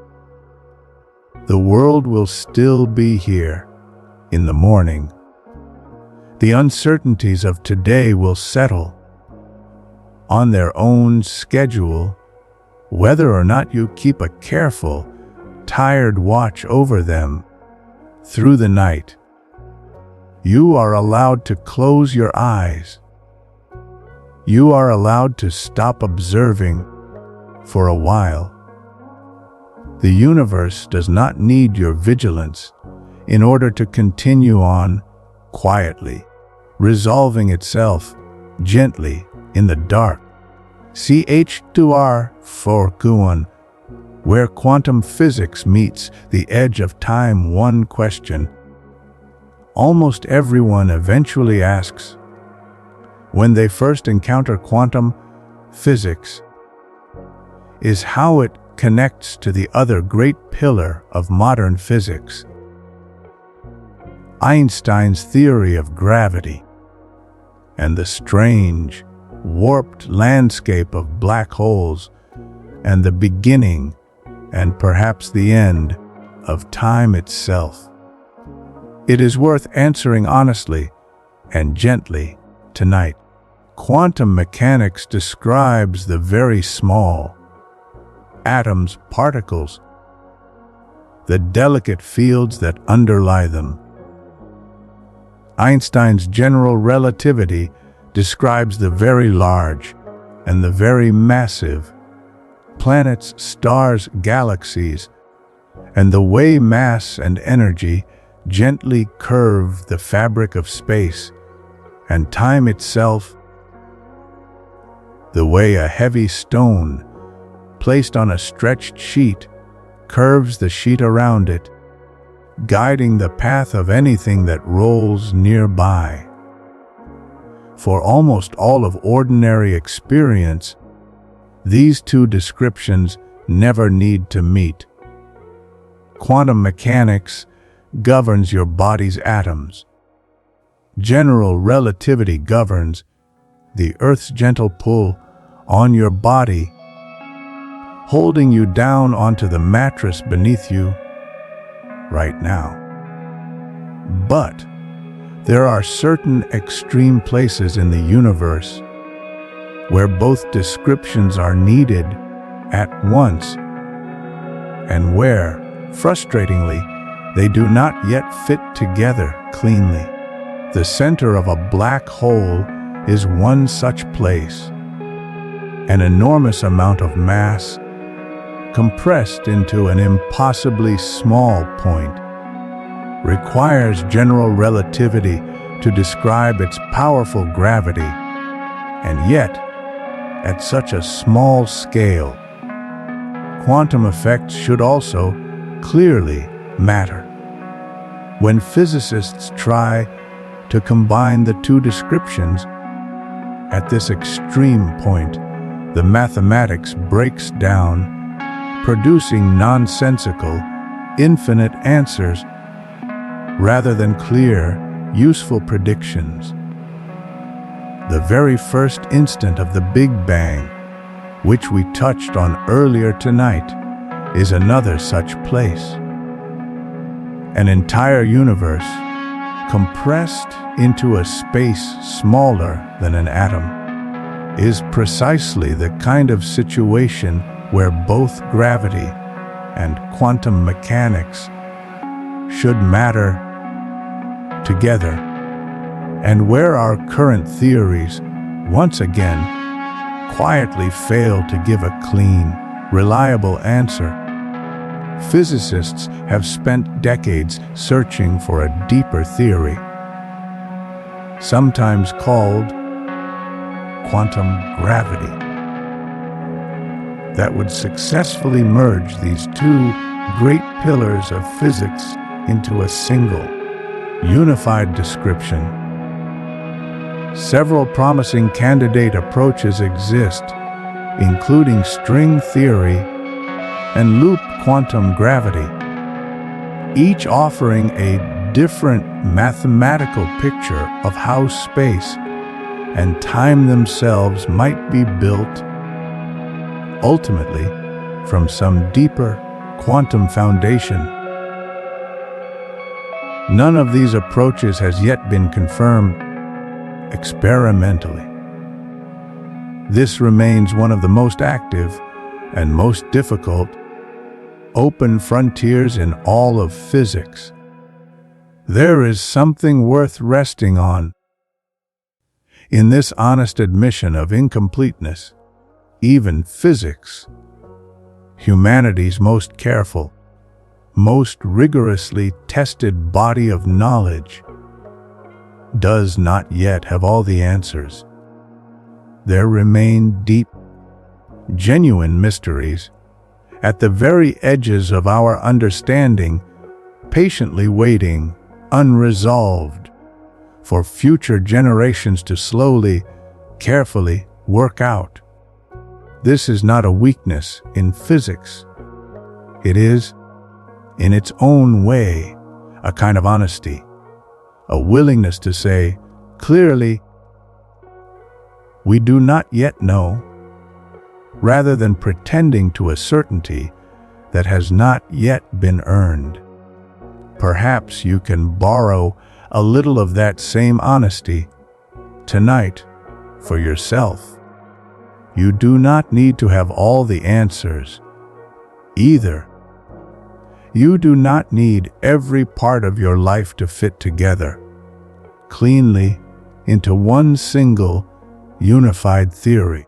Tonight, some mysteries are simply allowed to remain open for now, unresolved, unmerged, patient, waiting quietly, gently, for whatever understanding, whatever peace will eventually, slowly come, not tonight necessarily, but eventually. For now, it is enough simply to rest inside the mystery. Chapter 50N. The quiet machine's quantum physics already built. It is easy, listening to a story like this one, to feel as though quantum physics belongs only to laboratories and equations and strange thought experiments involving cats. Something distant, something abstract, something that never quite touches ordinary, everyday life. But this is not true, and it is worth pausing gently to notice just how deeply quantum physics is already woven into the objects around you. Right now, in this very room, consider first the quiet light of a laser used in the barcode scanner at a grocery store, in the fine surgical tools that repair a damaged eye, in the thin, precise beam that reads the data from a compact disc or writes information onto the drive inside your computer. A laser only exists and only works because of a very particular quantum phenomenon, first described mathematically by Einstein himself, in which atoms can be persuaded to release their photons of light in careful, disciplined unison, every photon walking in step, in perfect rhythm, rather than scattering randomly the way an ordinary light bulb's photons do. Without quantum mechanics, there would be no lasers anywhere at all. Consider, too, the small, silent chip inside your phone, the transistor, repeated unimaginably many times across a sliver of silicon smaller than a fingernail. The transistor works precisely because physicists learned through quantum mechanics exactly how electrons behave inside a semiconductor, how they can be coaxed gently into flowing or stopped cleanly by careful, deliberate adjustments to the material structure, adjustments made possible only by a quantum-level understanding of how electrons occupy their available energy states. Without quantum mechanics, there is no modern computer, no smartphone, no internet humming quietly, invisibly, all around us. Consider the MRI machine gently used in hospitals to look painlessly inside a human body without ever needing to cut it open. This machine relies on a subtle quantum property of atomic nuclei called spin, a property with no true equivalent in the everyday world, and yet one that can be carefully manipulated and measured using strong magnetic fields to build a detailed three-dimensional picture of the soft tissue inside a human body, layer by layer, with extraordinary precision. Consider even the satellites quietly orbiting far above you right now that make possible the simple act of checking a location on a map.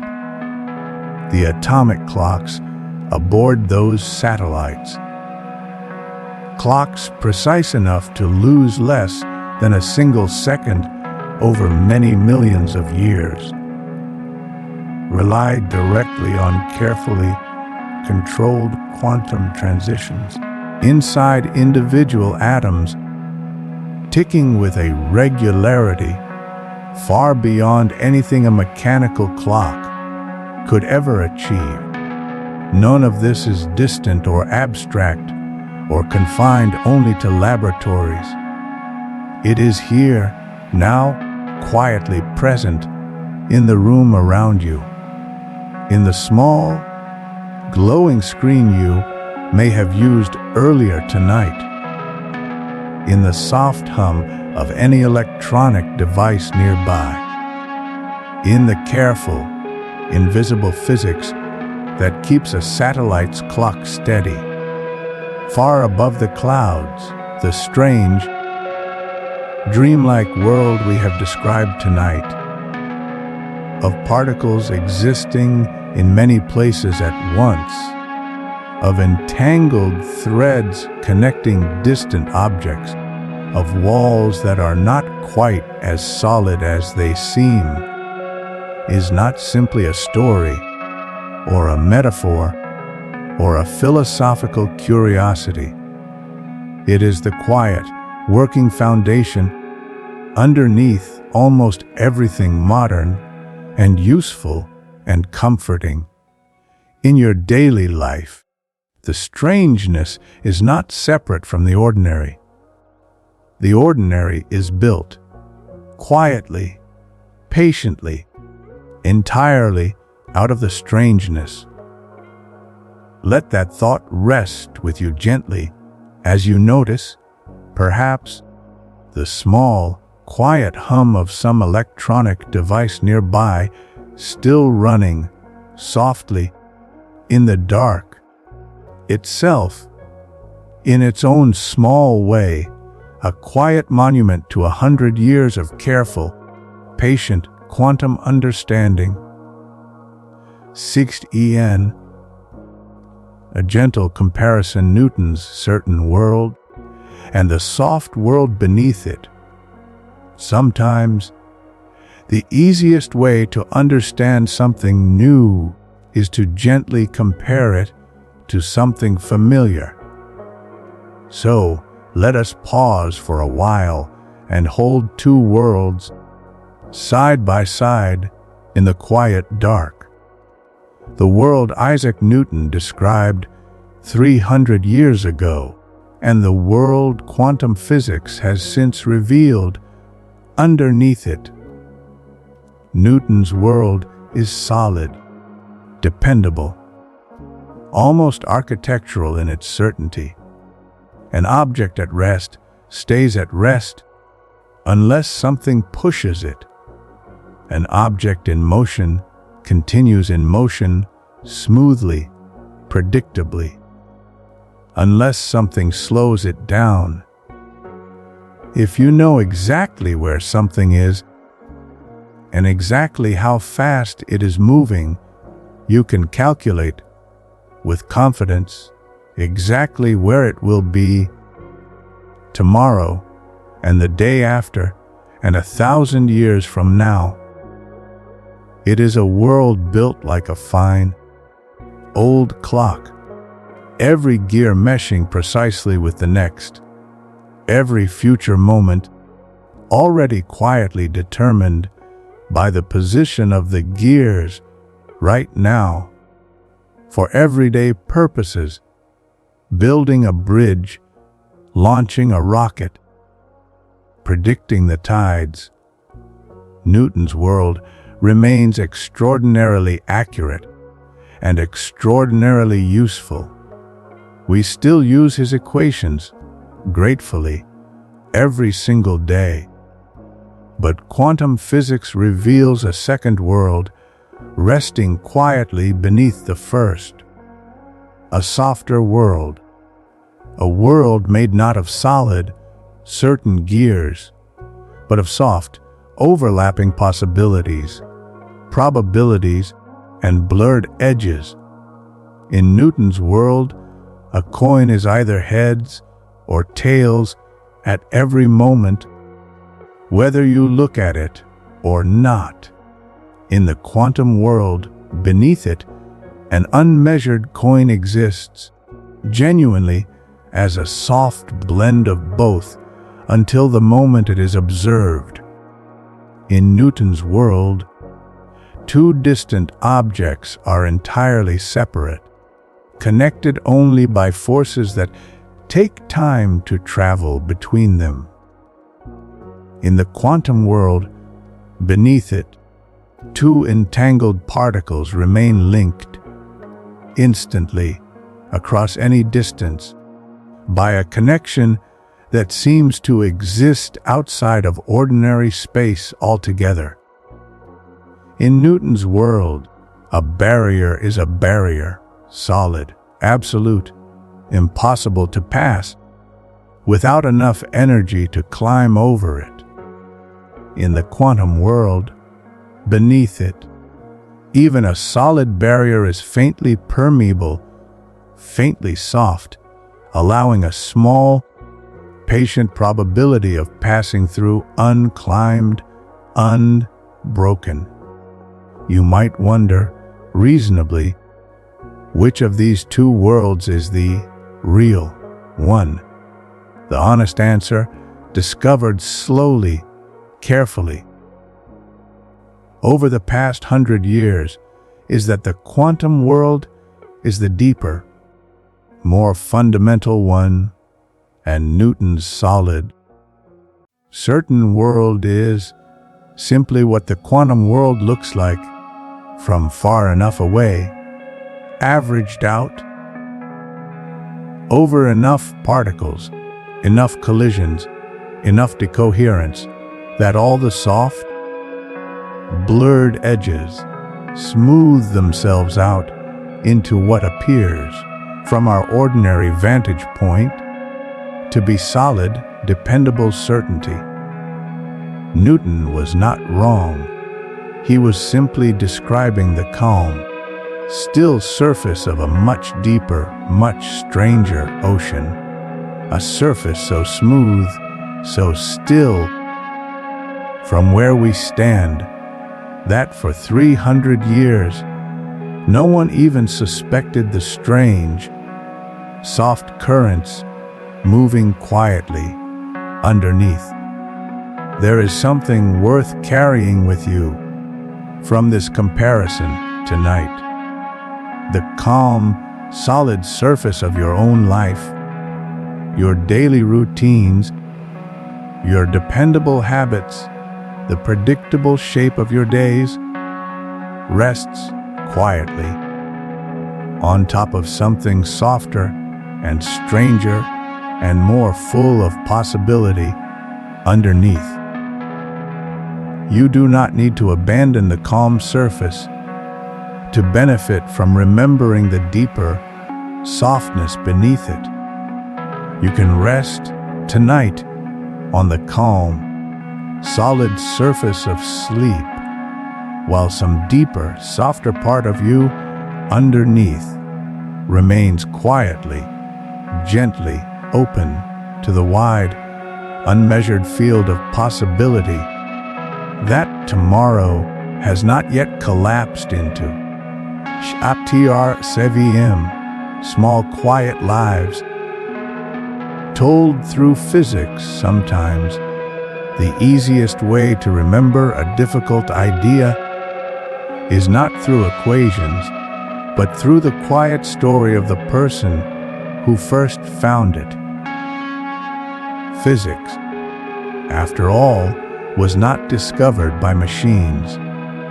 It was found slowly, patiently, sometimes reluctantly, by real people working late in real rooms, not so different from the one you are resting in now. Consider Max Planck, the careful, conservative man who first proposed that energy came in small packets. He did not want to overturn old ideas. By most accounts, he was a quiet, disciplined person who valued order and stability and did not enjoy controversy. He described his own discovery later in life as an act of despair, a mathematical trick forced upon him reluctantly, because nothing else could explain the data in front of him. He spent years afterward, uneasy with the implications of his own idea, hoping, quietly, that a simpler, more conventional explanation might yet be found. It never was. There is something gentle, worth noticing in this. Sometimes, the most important discoveries are made not by bold, confident revolutionaries charging forward with certainty, but by careful, reluctant people simply following the evidence, honestly, even when it leads somewhere uncomfortable, somewhere they did not expect or particularly want to go. Consider, too, Marie Curie, who worked for years in a drafty, poorly equipped shed, processing tons of a mineral called pitchblende by hand in search of the faint, quantum radioactivity that would eventually reveal two new elements, polonium and radium, and would eventually, indirectly, help lead toward the very discoveries of quantum uncertainty we explored earlier tonight. Through Schrödinger's radioactive atom, Marie Curie's own notebooks, kept from her years of careful research, remain radioactive today, over a century later, still kept in lead-lined boxes, a quiet, lasting trace of just how much patient, careful work went into these small, hard-won pieces of understanding. Consider Werner Heisenberg, only 23 years old, working alone on a small island called Helgoland, having escaped there partly to recover from a severe bout of hay fever, away from the Poland of the mainland.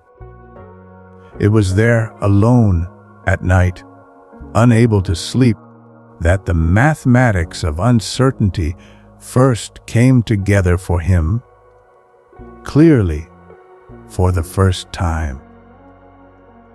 He later described climbing a rock near the edge of the island to watch the sunrise, overwhelmed by what he had found.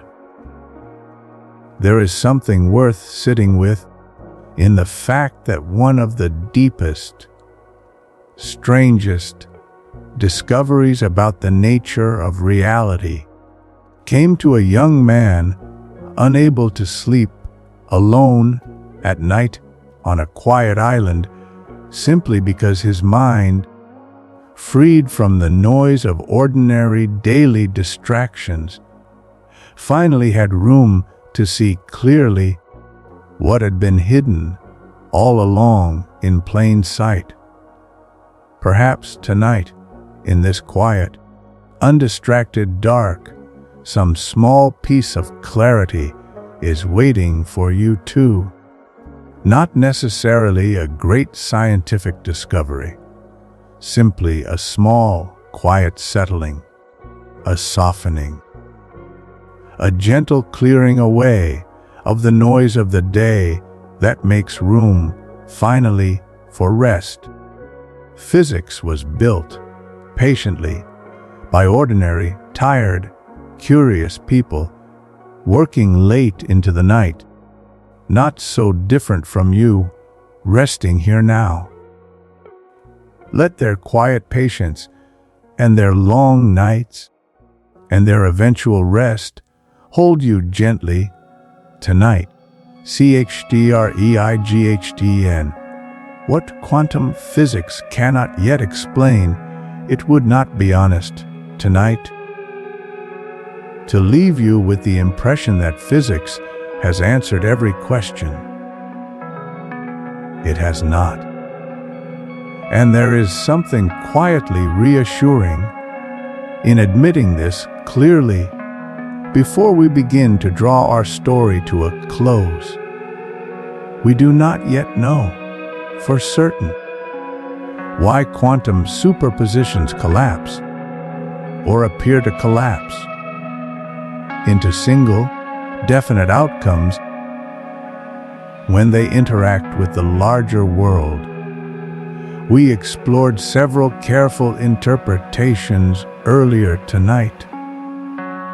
The Copenhagen Interpretation, the many worlds interpretation, pilot wave theory, and each remains honestly a live, unresolved possibility among serious physicists even today. We do not yet have a confirmed, tested theory that successfully merges quantum mechanics with gravity, allowing us to understand clearly what truly happens at the center of a black hole or in the very first instant of the universe's birth. We do not yet fully understand why the universe contains far more matter than antimatter. A small, quiet asymmetry, present since the earliest moments after the Big Bang, without which all matter and antimatter would have annihilated each other completely, leaving behind nothing but light and no stars, no planets, no you resting here tonight at all. We do not yet know with certainty whether space and time themselves are truly fundamental, continuous things, whether, like energy and light, they too, at the very deepest level, are built from small, discrete quantum pieces, too small for any instrument we have yet built to directly detect. These are not small gaps, easily filled in with a little more careful measurement. They are deep, genuine mysteries, sitting quietly at the very foundation of physical reality, patiently waiting for future generations of careful, curious people to slowly work them out. There is something worth holding on to in this honest incompleteness. 100 years of extraordinary progress. Lasers, computers, satellites, a deep and precise understanding of atoms and stars, and the earliest moments of the universe. And still patiently, honestly, physics says there is more here that we do not yet understand. This is not a failure. It is, in its own quiet way, exactly what makes physics trustworthy. A field willing to say clearly, we are not yet certain, rather than pretending to a false, premature confidence. Perhaps you can let this same quiet honesty settle over your own mind tonight. You do not need to have every answer about your own life in order to trust that you are on solid, careful ground. You are allowed to rest tonight inside a few open questions, unresolved, unfinished, still being carefully, patiently, gently worked out, not tonight necessarily, but eventually in their own time. For now, it is simply, quietly enough to rest. The slow return to stillness. We have traveled a long way together tonight. From a glowing piece of metal in a 19th century laboratory to the strange, layered blend of superposition. From a sealed box holding a cat, neither alive nor dead, to a thread of entanglement stretching unbroken across any distance. From the quiet fields that fill all of space to the many branching worlds that may or may not quietly exist just beyond our reach. From the practical, quiet machines built from these strange ideas to the careful, patient, tired people who first uncovered them, working late, in rooms not so different from your own. Let all of it now gently settle. You do not need to remember the details. You do not need to hold on to the names, the dates, the careful mathematics.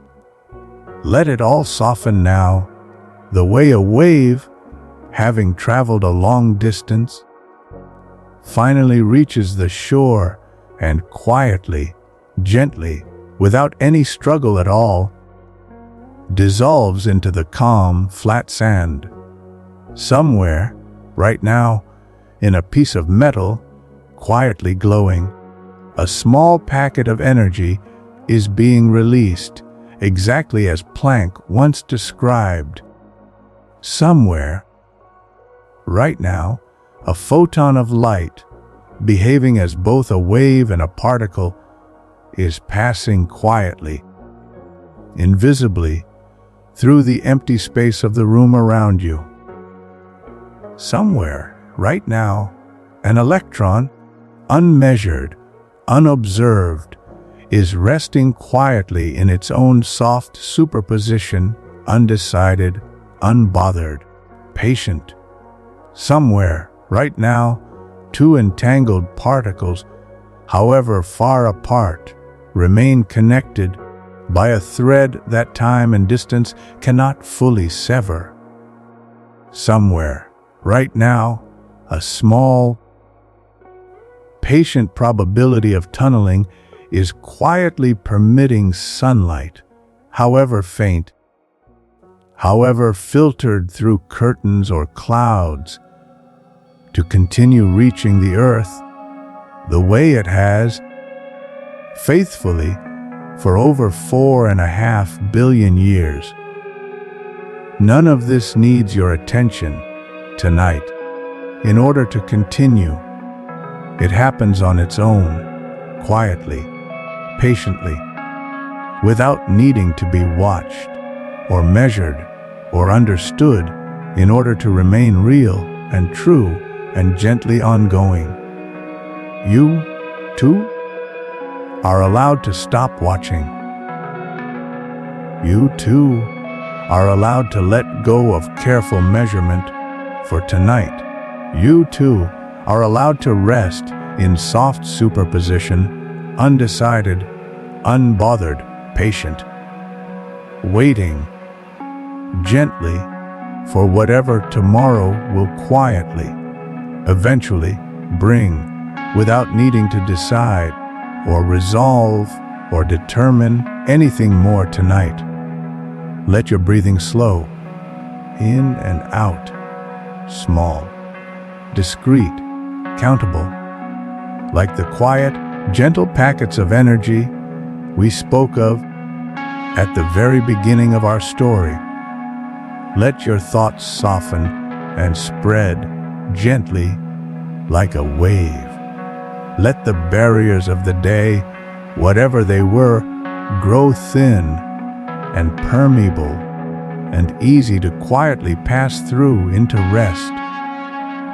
Let the small, distant thread connecting you to the people you love remain steady and unbroken, quietly present, even here, even now in the dark. Rest. The long, quiet argument between two friends. Some of the deepest truths in physics were not found alone, in silence. They were found through argument, patient, respectful, sometimes stubborn argument, carried on for years between two people who deeply respected each other and deeply disagreed. The most famous of these arguments took place between Albert Einstein and a Danish physicist named Niels Bohr over the course of nearly 3 decades, beginning in the mid-1920s and continuing gently until Einstein's death in 1955. Einstein, though he had helped invent quantum theory himself, through his early work on photons, grew deeply uncomfortable with where the theory eventually led. He could not accept a universe built on fundamental randomness, on genuine uncertainty at its very core. He believed, quietly, stubbornly, for the rest of his life, that quantum mechanics, however successful its predictions, must be an incomplete description of a deeper, fully determined reality, hidden just beneath it, waiting patiently to be discovered by some future, more complete theory. He expressed this discomfort in a phrase that has echoed through physics ever since: God does not play dice with the universe. Bohr gently but firmly disagreed. He believed the strange uncertainty was not a temporary gap in our knowledge, waiting to be filled in, but a genuine, fundamental feature of reality itself.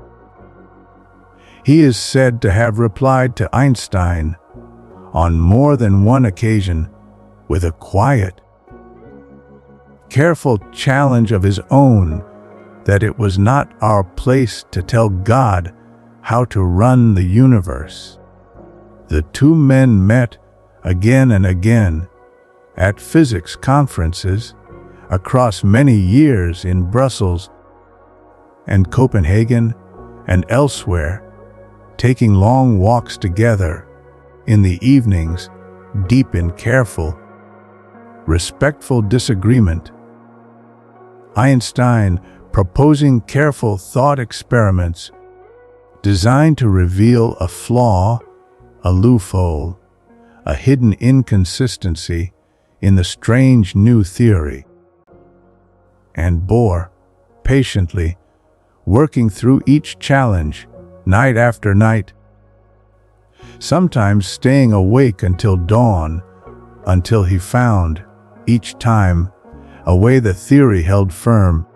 After all, neither man ever fully persuaded the other.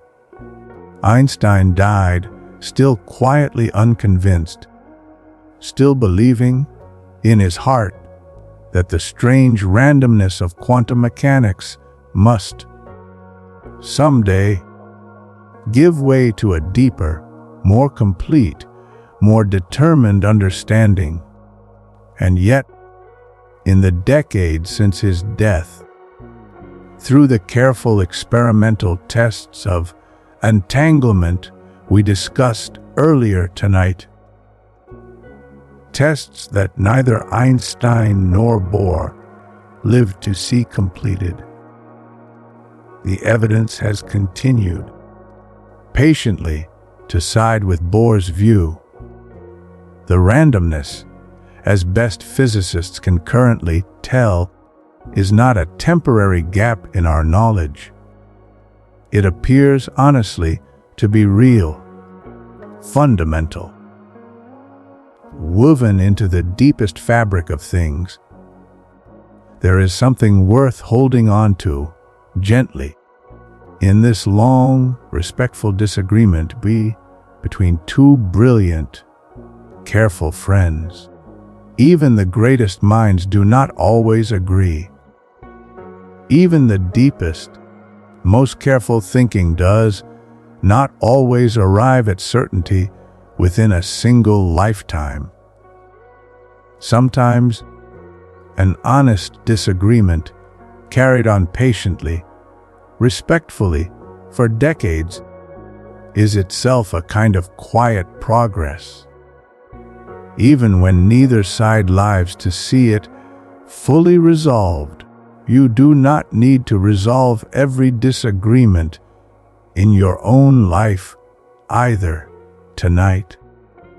You are allowed to hold an open question gently, respectfully, for a long while, without needing to force it toward a premature, uncomfortable certainty.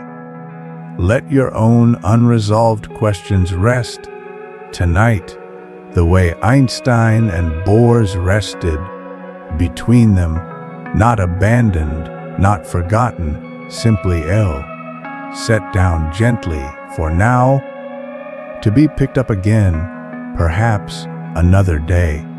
CFTR to W to Y-O-N-E.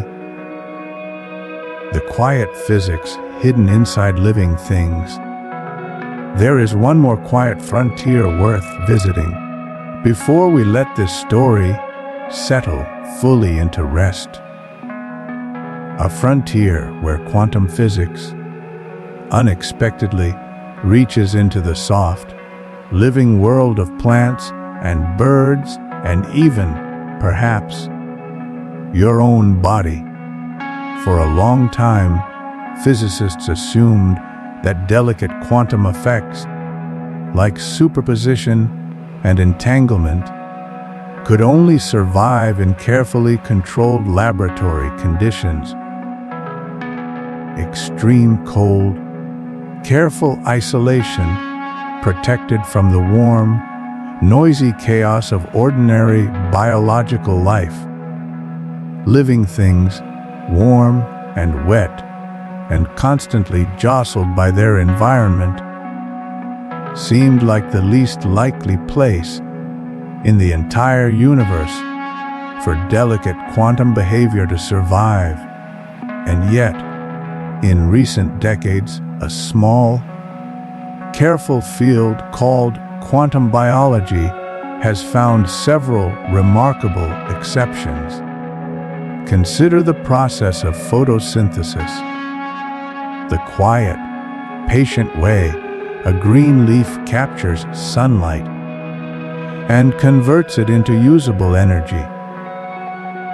When a photon of sunlight strikes certain photosynthetic proteins, the resulting packet of energy does not simply travel toward the reaction center in a single, definite, straight path. Instead, careful experiments suggest it appears to explore multiple possible paths simultaneously, a subtle quantum superposition, allowing the leaf to find, remarkably efficiently, the fastest, least wasteful route before the delicate effect fades into decoherence. Consider, too, the quiet, mysterious ability of certain migratory birds, the European robin, among others, to sense the Earth's magnetic field and navigate, with remarkable precision, across thousands of miles, season after season. One leading theory suggests this ability may depend on a delicate quantum effect occurring inside a light, sensitive protein in the bird's eye, in which a pair of entangled electrons responds with extraordinary sensitivity to the faint tilt of the Earth's magnetic field, subtly influencing the visual signal sent to the bird's brain. In this view, a bird crossing an ocean at night may be navigating quietly by a compass built from quantum entanglement. These findings remain an active, still developing area of research, and scientists continue to carefully test and refine exactly how significant these effects truly are inside the warm, busy chaos of a living cell. But even as an open, ongoing question, there is something quietly beautiful in the possibility that the same strange, delicate quantum behavior we have spent this whole story exploring, superposition, entanglement, the soft blur of many possibilities existing gently together, may not be confined only to cold laboratories and careful equipment. It may be here, too, quietly present in the leaves outside your window, in the small, determined bird, somewhere crossing a dark ocean, guided by an invisible quantum compass. Perhaps, in some small, still poorly understood way, inside your own body as well, inside the quiet, complicated chemistry that keeps your heart beating and your lungs breathing gently, steadily, even now as you rest. The universe's strangeness, it seems, does not stay neatly confined to the places we expect to find it. It moves quietly, patiently, into the soft, living world as well, into leaves, into feathers, into breath. Let this thought settle over you gently as your own breathing continues, slow and steady and quietly, wonderfully alive. CHP-TWYTWO. The arrow that only points one way. There is one more quiet mystery worth resting on before we finish. A mystery about time itself, and why it seems to flow so stubbornly in only one direction. At the level of individual particles and individual quantum events, the fundamental equations of physics are, curiously, almost perfectly symmetric in time. If you filmed two atoms colliding at the quantum scale and played the film backward, the reversed version would obey the laws of physics just as faithfully as the forward version. Nothing at that tiny scale insists that time must flow only forward. And yet, in the larger world you actually experience, time's direction feels absolute and unmistakable. A cup dropped onto a stone floor shatters into many pieces. You have never once, in your entire life, seen the reverse happen. Many scattered pieces gathering themselves gently back into a single, unbroken cup, leaping upward, back into someone's waiting hand. Physicists explain this one directional flow through a quiet, patient concept called entropy, a careful measure of disorder, or, put another way, a measure of how many different, jumbled arrangements correspond to a given general description of a system. An unbroken cup can only be arranged in a small number of ways and still be recognizable as an unbroken cup. But the shattered pieces of that same cup, scattered across the floor, can be arranged in an almost unimaginably vast number of different ways and still be recognizable as a shattered cup scattered across the floor, simply due to this vast difference in probability, vastly more disordered arrangements than ordered ones. Entropy tends, overwhelmingly, statistically, to increase over time. Not because of some strict law forbidding decrease, but because, given so many more disordered possibilities than ordered ones, disorder is simply, overwhelmingly, more likely to be where any system drifts toward as time moves forward. This quiet statistical tendency, not a strict, unbreakable law, but an overwhelming likelihood, is what physicists believe gives time its felt direction. The reason yesterday feels fixed and settled, while tomorrow feels open and undetermined, may be at its root this same quiet drift from the comparatively rare, ordered arrangements of the past toward the vastly more numerous, disordered arrangements of the future. There is a strange, quiet resonance worth noticing between this idea and the quantum ideas we explored earlier tonight. Just as a superposition of many possibilities settles, eventually, into one single, definite, observed outcome, so too does the whole universe seem to drift, quietly, continuously, from a small number of special, ordered arrangements toward the vastly larger space of possibilities that disorder allows.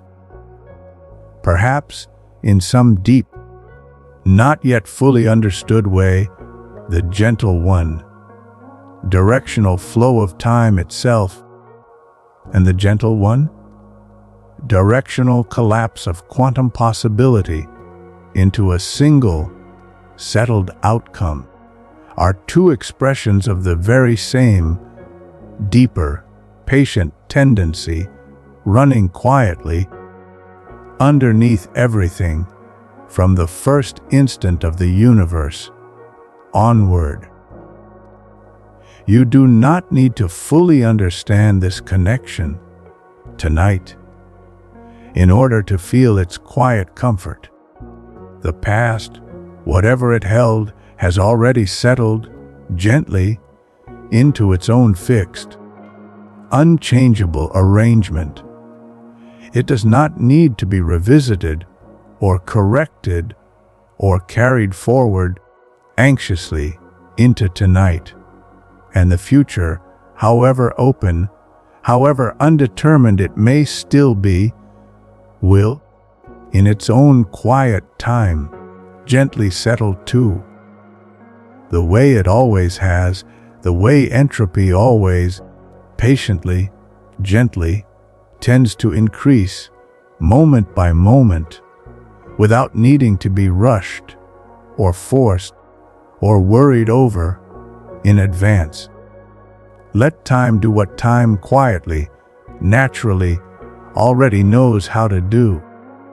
Let the past remain settled behind you. Let the future remain open, softly, ahead of you. And let this present moment resting here, now, be simply, gently, enough. C-to-I-R-T-W-I-T-H-R-E, small final wonders. Before we rest, before we move into our closing words, let us gather a few small, final wonders, quiet, remarkable facts, gathered gently together, one after another, like the last few stars appearing softly as the evening finally grows fully dark. An electron, as far as any experiment has ever been able to determine, has no measurable size at all.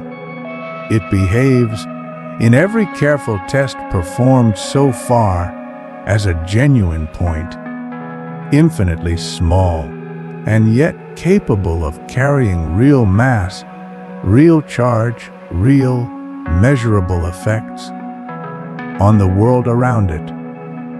Empty space, as we discussed earlier, is never quite perfectly empty.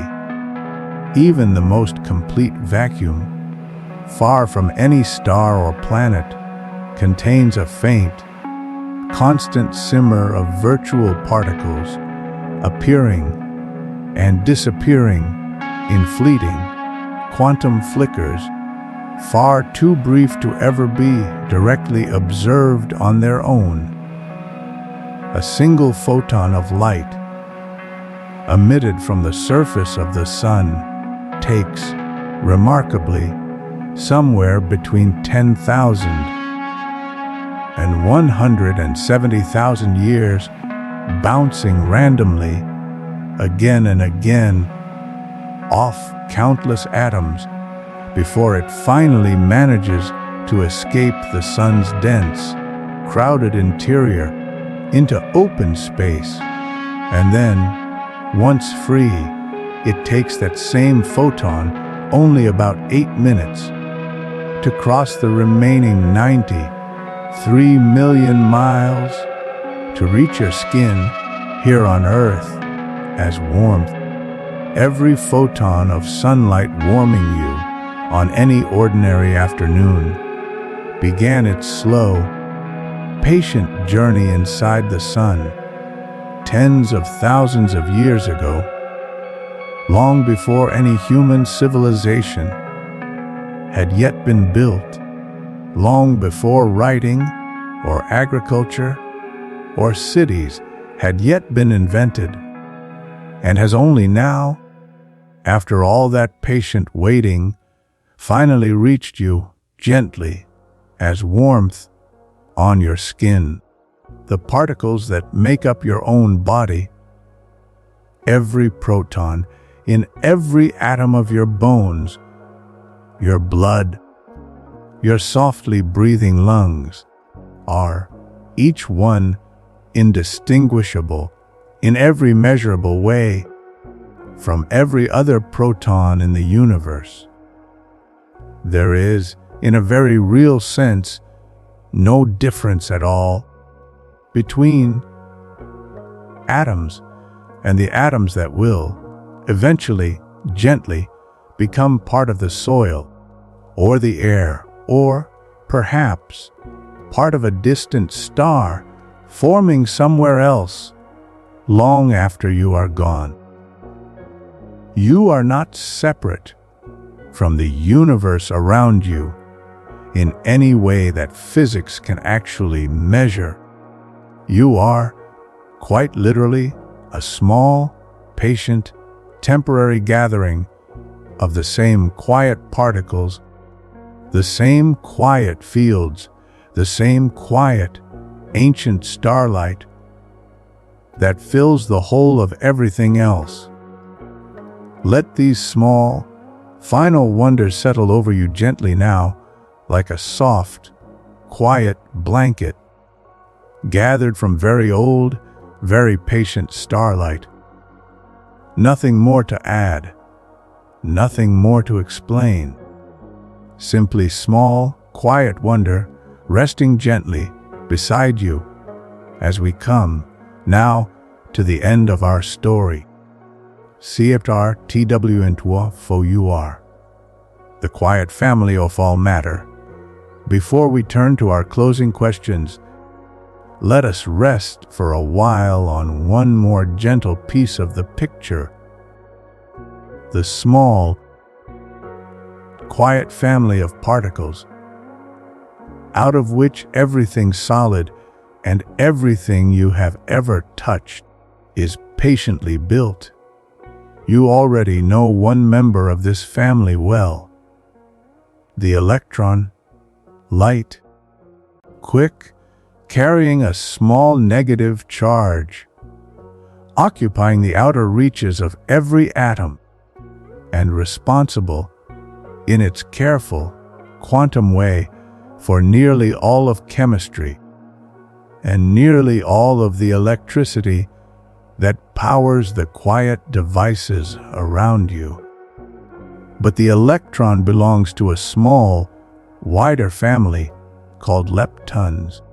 Alongside the electron sit two heavier cousins, the muon and the tau, each behaving, in most respects, like a heavier, less stable version of the electron, decaying within fractions of a second into lighter particles, and accompanying each of these three, a nearly weightless, nearly invisible partner called a neutrino, a shy, quiet particle, so faint in its interactions that trillions of them are passing gently through your body.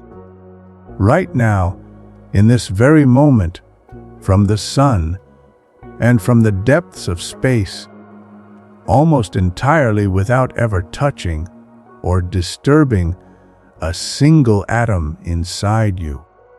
Deeper inside the nucleus of every atom, a different family resides, the quarks.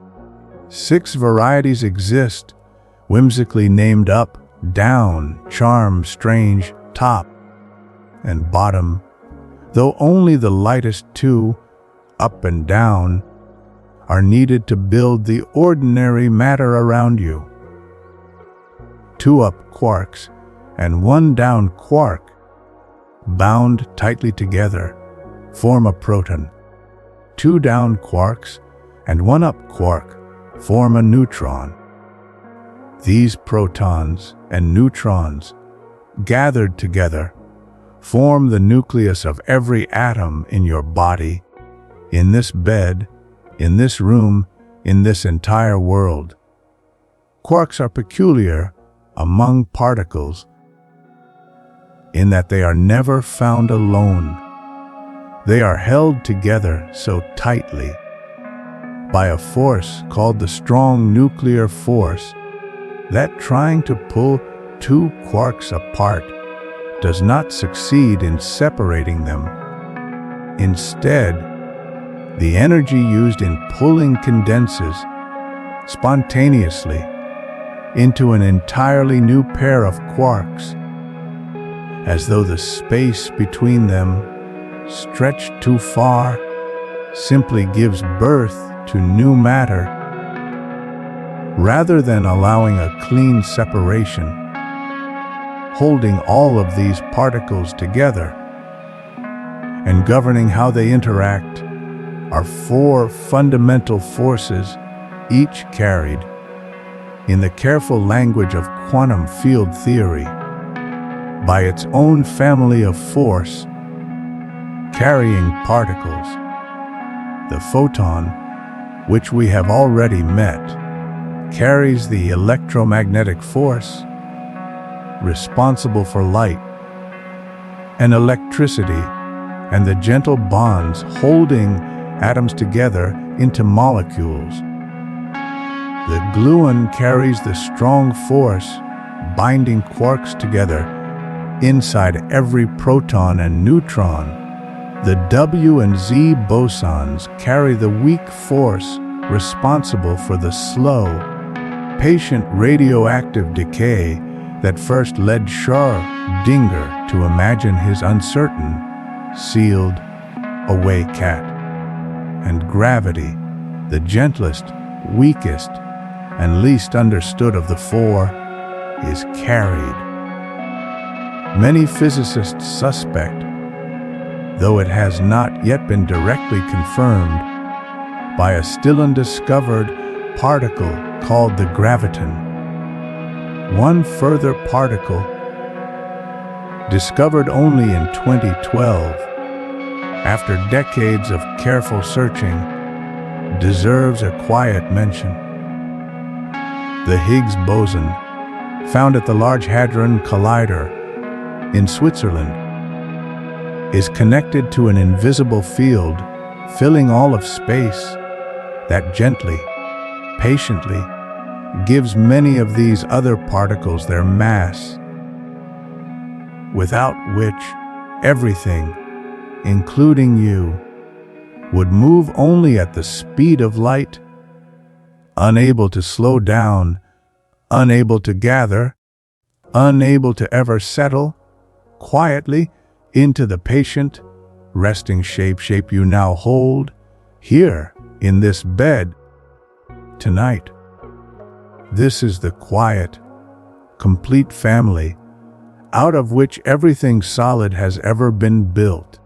A small handful of particles, a small handful of forces, endlessly combined, endlessly rearranged across nearly 14 billion years into stars and planets and oceans and forests and, eventually, into the particular, patient gathering of atoms that is, right now, quietly, gently, breathing, resting here in the dark. You do not need to remember their names. Simply know that you are held together, gently, by a small, ancient, quietly patient family of forces and particles that has been doing this same careful work, faithfully, without pause, since long before you were born, and will continue, faithfully, long after. The slow, steady architecture underneath everything, holding you together, gently, even now, as you rest. CEA to WI5E. Questions you may be quietly asking before we let this story rest complete. Let us gently answer a few of the quiet questions that often rise up naturally in a mind hearing all of this for the first time. Not to add more to think about, simply to close a few small, open doors so nothing is left creaking, unresolved, in the back of your mind tonight. Does quantum physics mean anything can happen at any moment without cause? No. Quantum physics is not a license for magic or for the idea that literally anything, however wild, might suddenly occur. The probabilities involved are precise, calculable, and, for large everyday objects, overwhelmingly concentrated around the outcomes we already expect. It is true, in principle, that there is a non-zero quantum probability for a solid object to tunnel through a wall, or for the atoms in your body to suddenly, randomly rearrange themselves into something else entirely. But these probabilities are so vanishingly, unimaginably small. For anything larger than a handful of atoms, that you would need to wait far, far longer than the current age of the universe, repeated many times over, before such an event might ever actually occur, even once. Quantum strangeness lies comfortably at the scale of atoms and particles. It does not casually reach up into the scale of chairs and cats and people. If particles can be in two places at once, why don't I ever see this in ordinary life? We touched on this earlier, gently, through the idea of decoherence. Superposition is delicate, easily disturbed by any interaction with the wider environment. A stray photon, a passing air molecule, a tiny vibration. Large objects, made of trillions upon trillions of atoms, are constantly, unavoidably, interacting with their surroundings in countless tiny ways every fraction of a second. Any delicate superposition at that scale collapses or becomes practically unobservable, far too quickly for us to ever notice it directly. Superposition is not absent in large objects. It is simply washed out extremely quickly by the sheer busy noise of a complicated, interconnected world. Is quantum entanglement the same thing as psychic connection or telepathy? No. And this is worth being especially clear about. Quantum entanglement is a precise, mathematically described, laboratory-tested phenomenon involving specific physical properties of particles, such as their spin or polarization. It cannot be used to send a message or a thought or information of any kind faster than light, and it has never been shown to have any connection to human consciousness, intention, or telepathy. The popular idea that entanglement explains psychic phenomena is a misunderstanding, a borrowing of an evocative word, without the careful physics underneath it. The genuine phenomenon, as we described earlier, is strange enough and beautiful enough, entirely on its own terms, without needing to be stretched into something it is not. Do quantum computers mean computers will soon think or become conscious? No. Quantum computers, at least as currently understood and currently being built, are simply a different kind of calculating machine, extraordinarily good at certain narrow kinds of mathematical problems involving large-scale searching or simulation of quantum systems. They are not, in themselves, any closer to consciousness or general intelligence than an ordinary calculator. The relationship between quantum mechanics and consciousness remains a genuinely open, debated question in both physics and philosophy. Some serious thinkers suspect a connection may eventually be found. Many others suspect there is none at all. It remains, honestly, unresolved. If nobody fully agrees on what quantum mechanics means, how can we trust any of it? This is perhaps the most important question of all, and the answer is worth holding on to clearly.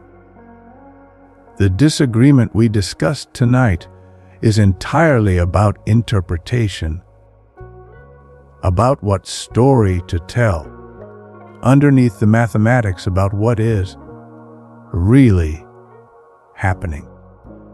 It is not a disagreement about the mathematics itself or about its predictions. Every single prediction quantum mechanics has ever made, across nearly 100 years of extraordinarily careful, repeated testing, has been confirmed to a precision matched by almost no other theory in the history of science. The lasers in your devices work. The GPS satellites above you function correctly. The MRI machines in hospitals produce accurate images. Whatever quantum mechanics ultimately means, philosophically, its predictions are among the most reliable, most carefully tested facts human beings have ever established. You can trust the physics completely, even while several different, careful stories about its deeper meaning remain gently, honestly still open. Let these small, quiet answers close a few open doors tonight. Nothing left creaking, nothing left unresolved. That needs to keep you from resting. Just a few small doors closed gently, quietly, so the rest of the house can finally, safely sleep. Pop-Tix, a slow, gentle glossary sometimes near the end of a long, quiet story.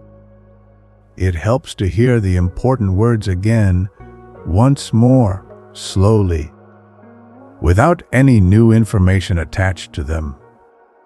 Simply the words themselves, resting, like stones, laid out gently one after another along a quiet path. Quantum, a small, discrete packet, a single, indivisible step, rather than a smooth, continuous slide. Photon, a single, small packet of light, weightless, fast, carrying its energy in one clean, discrete bundle.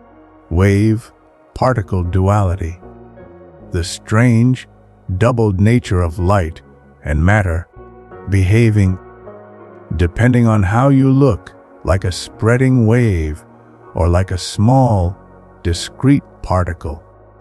Both at once, always underneath.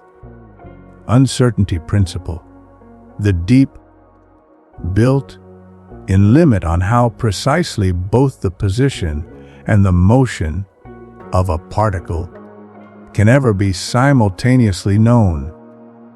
Not a limit of instruments, a limit of reality, itself.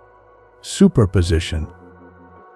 A soft, layered blend of multiple possibilities existing together before any measurement forces a single, definite outcome to emerge. Wave function. The careful, mathematical description of a quantum system's superposition. The precise blend and the precise odds of each possible outcome contained within it. Collapse. The moment a superposition resolves into one single, observed outcome, whether through genuine collapse or the practical unobservability created by decoherence, depending on which interpretation you favor. Entanglement.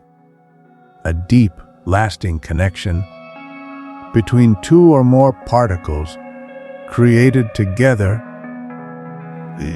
such that measuring one instantly determines a corresponding property of the other, regardless of the distance between them.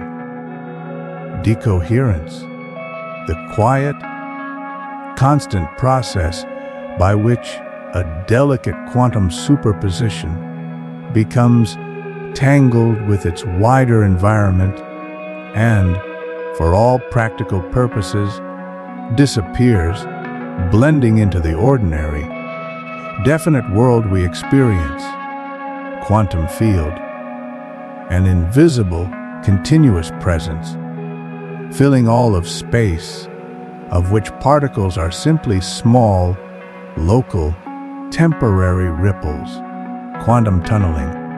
The strange, small probability that a particle may appear on the far side of a barrier without ever possessing enough energy to climb over it directly. Many worlds interpretation. The idea that quantum superpositions never truly collapse, but instead branch continuously into separate, equally real, diverging versions of reality.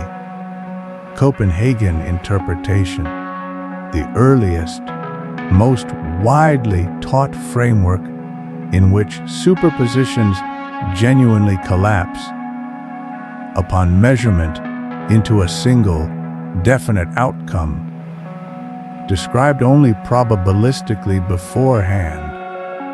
Qubit, a quantum bit, the basic unit of information in a quantum computer, capable, unlike an ordinary bit, of existing in a superposition of both 0 and 1 simultaneously.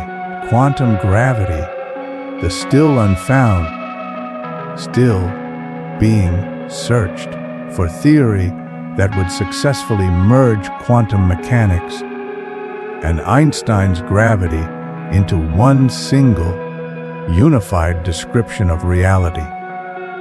Let these words rest now, quietly, like small stones set down gently along the soft edge of a quiet path. You do not need to pick any of them back up again tonight. Simply let them rest where they have been placed, and let yourself, too, rest beside them. The last quiet words, we began this story by asking you to close your eyes and let them grow heavy.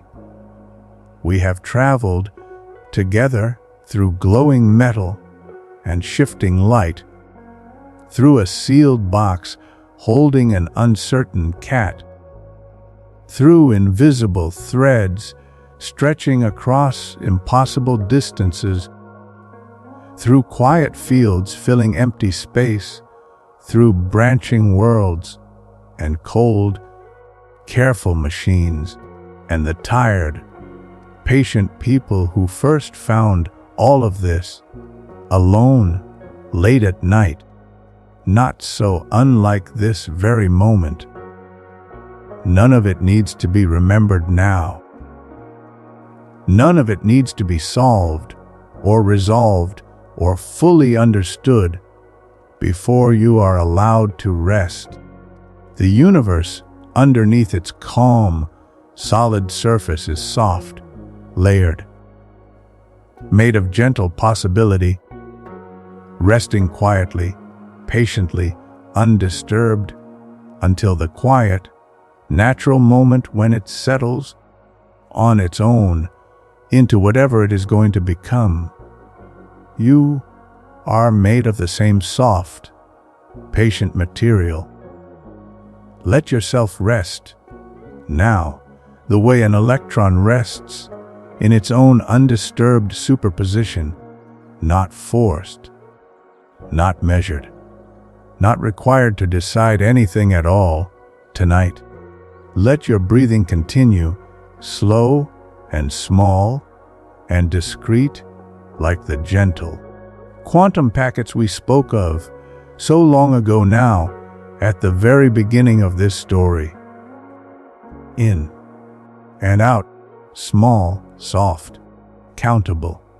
Wherever you are right now in this quiet, dark room, know that you remain gently, invisibly connected, entangled in the truest, deepest sense, to every person who has ever cared for you, no matter the distance, no matter the years that may lie between you.